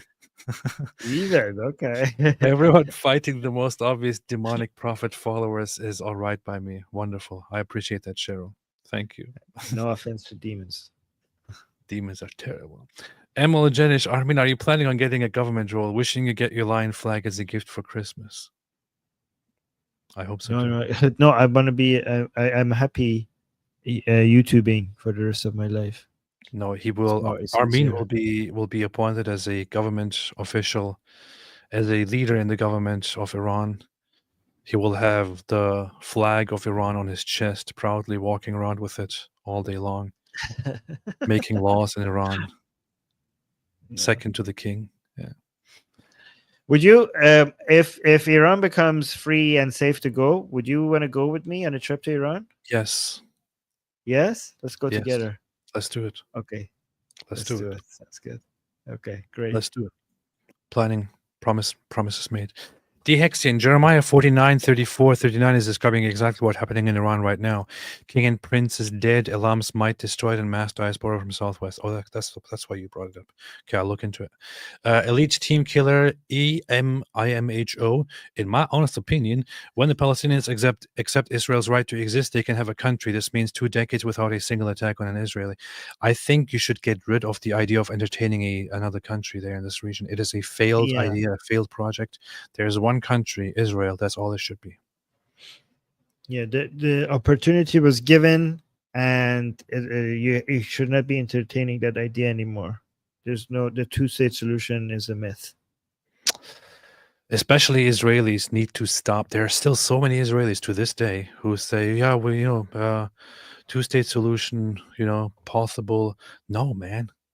Stop being stupid. I'm sorry to say this, but stop being so naive. The other side is not remotely as charitable. Stop. Your favorite. And even if they become, also, let's just entertain the idea that, let's say things change, and you could see the ideas in that region changing enough for you to have a neighbor called Palestine that you could have like as a safe neighbor. The problem is that how long is that going to last? You basically created an Islamic Republic that at some point could turn against you again. Yeah, it's irresponsible to Israelis to take that risk, especially given the fact that, according to all polls, the majority of the so-called Palestinians, even if they agree to a 2-state solution, the majority of them agrees that this is only a temporary measure, that eventually they should get all of the land for themselves. Polls have repeatedly shown that. Why would you trust them? And I know that Elite Team Killer says counter Palestinian Israel equals danger to Israelis. I know that's what you say. So some people say, but if we just make them all citizens of the country, then this means suicide because they will be higher number and so on. Well, I'm sorry, but there is just one. There's another solution to this, which is to somehow figure out a possible solution to safely and humanely transfer those who don't want to live with you with the exception with the acceptance of an Israeli state. Transfer them to a different place. I'm sorry, there's just no other solution. Yeah. No, that makes sense. I completely agree. The Iranian prince sounds like a good guy. He does. He's based. Yeah. Ashmeyer says, tag you in YT post with source from Maimonides. I'll check it out. Ash, check it out. All right, Armin, anything else you want to say? By the way, everybody check out Armin's channel. So check it out. Sorry. I put it in the description, but you can follow Atheist Republic right there. I also tagged the channel in the description as said. So go and check it out to get more updates from Armin and his team, especially about Iran and other things right now. Armin also, so we just played here on this channel, on this live stream, we played some of the clips that were sent, but Armin actually played all of the clips that he received so far, I believe, on his own, on the Atheist Republic channel, which is over here, and on a live stream that he had earlier today. So check it out. You can watch more there, and Armin will have more updates on this kind of stuff there as well. So Atheist Republic, there it is. Thank you. I appreciate that. And anything else you want? All those extra numbers. Oh no, I just want to thank you for always, at key moments in you're always there, AP. You know that, like, you're every time we need you the most, the Iranian people need you the most. Your channel always comes and highlights what needs to be highlighted every time, every single time. You were always there when the Iranian people needed more exposure, more attention. Your channel never failed to give the attention that they needed. So I just wanted to thank you for that. You're gonna make me cry, man. Oh. It's an honor and a great pleasure, and I hope to see the Iranian people free, and I hope to see this beautiful nation get back to its former glory. Hope to see the Islamic regime gone. You have all my support, and I hope this succeeds, and I will be there as much as needed. Thank you so much, Armin, for joining me. We'll continue. I'll probably, if you're available, I want to invite you to tomorrow again. I think Goldie will be live tomorrow with us, so you should join as well. This would be a very good collaboration. And then Sounds good. Sounds good. Count me in. Yeah, awesome, Fantastic. awesome. So, okay. All right. Thanks everybody for watching. Thanks everybody for watching, and as always, as the goat says, which translates to the following words: Stay away from Islam. Yeah.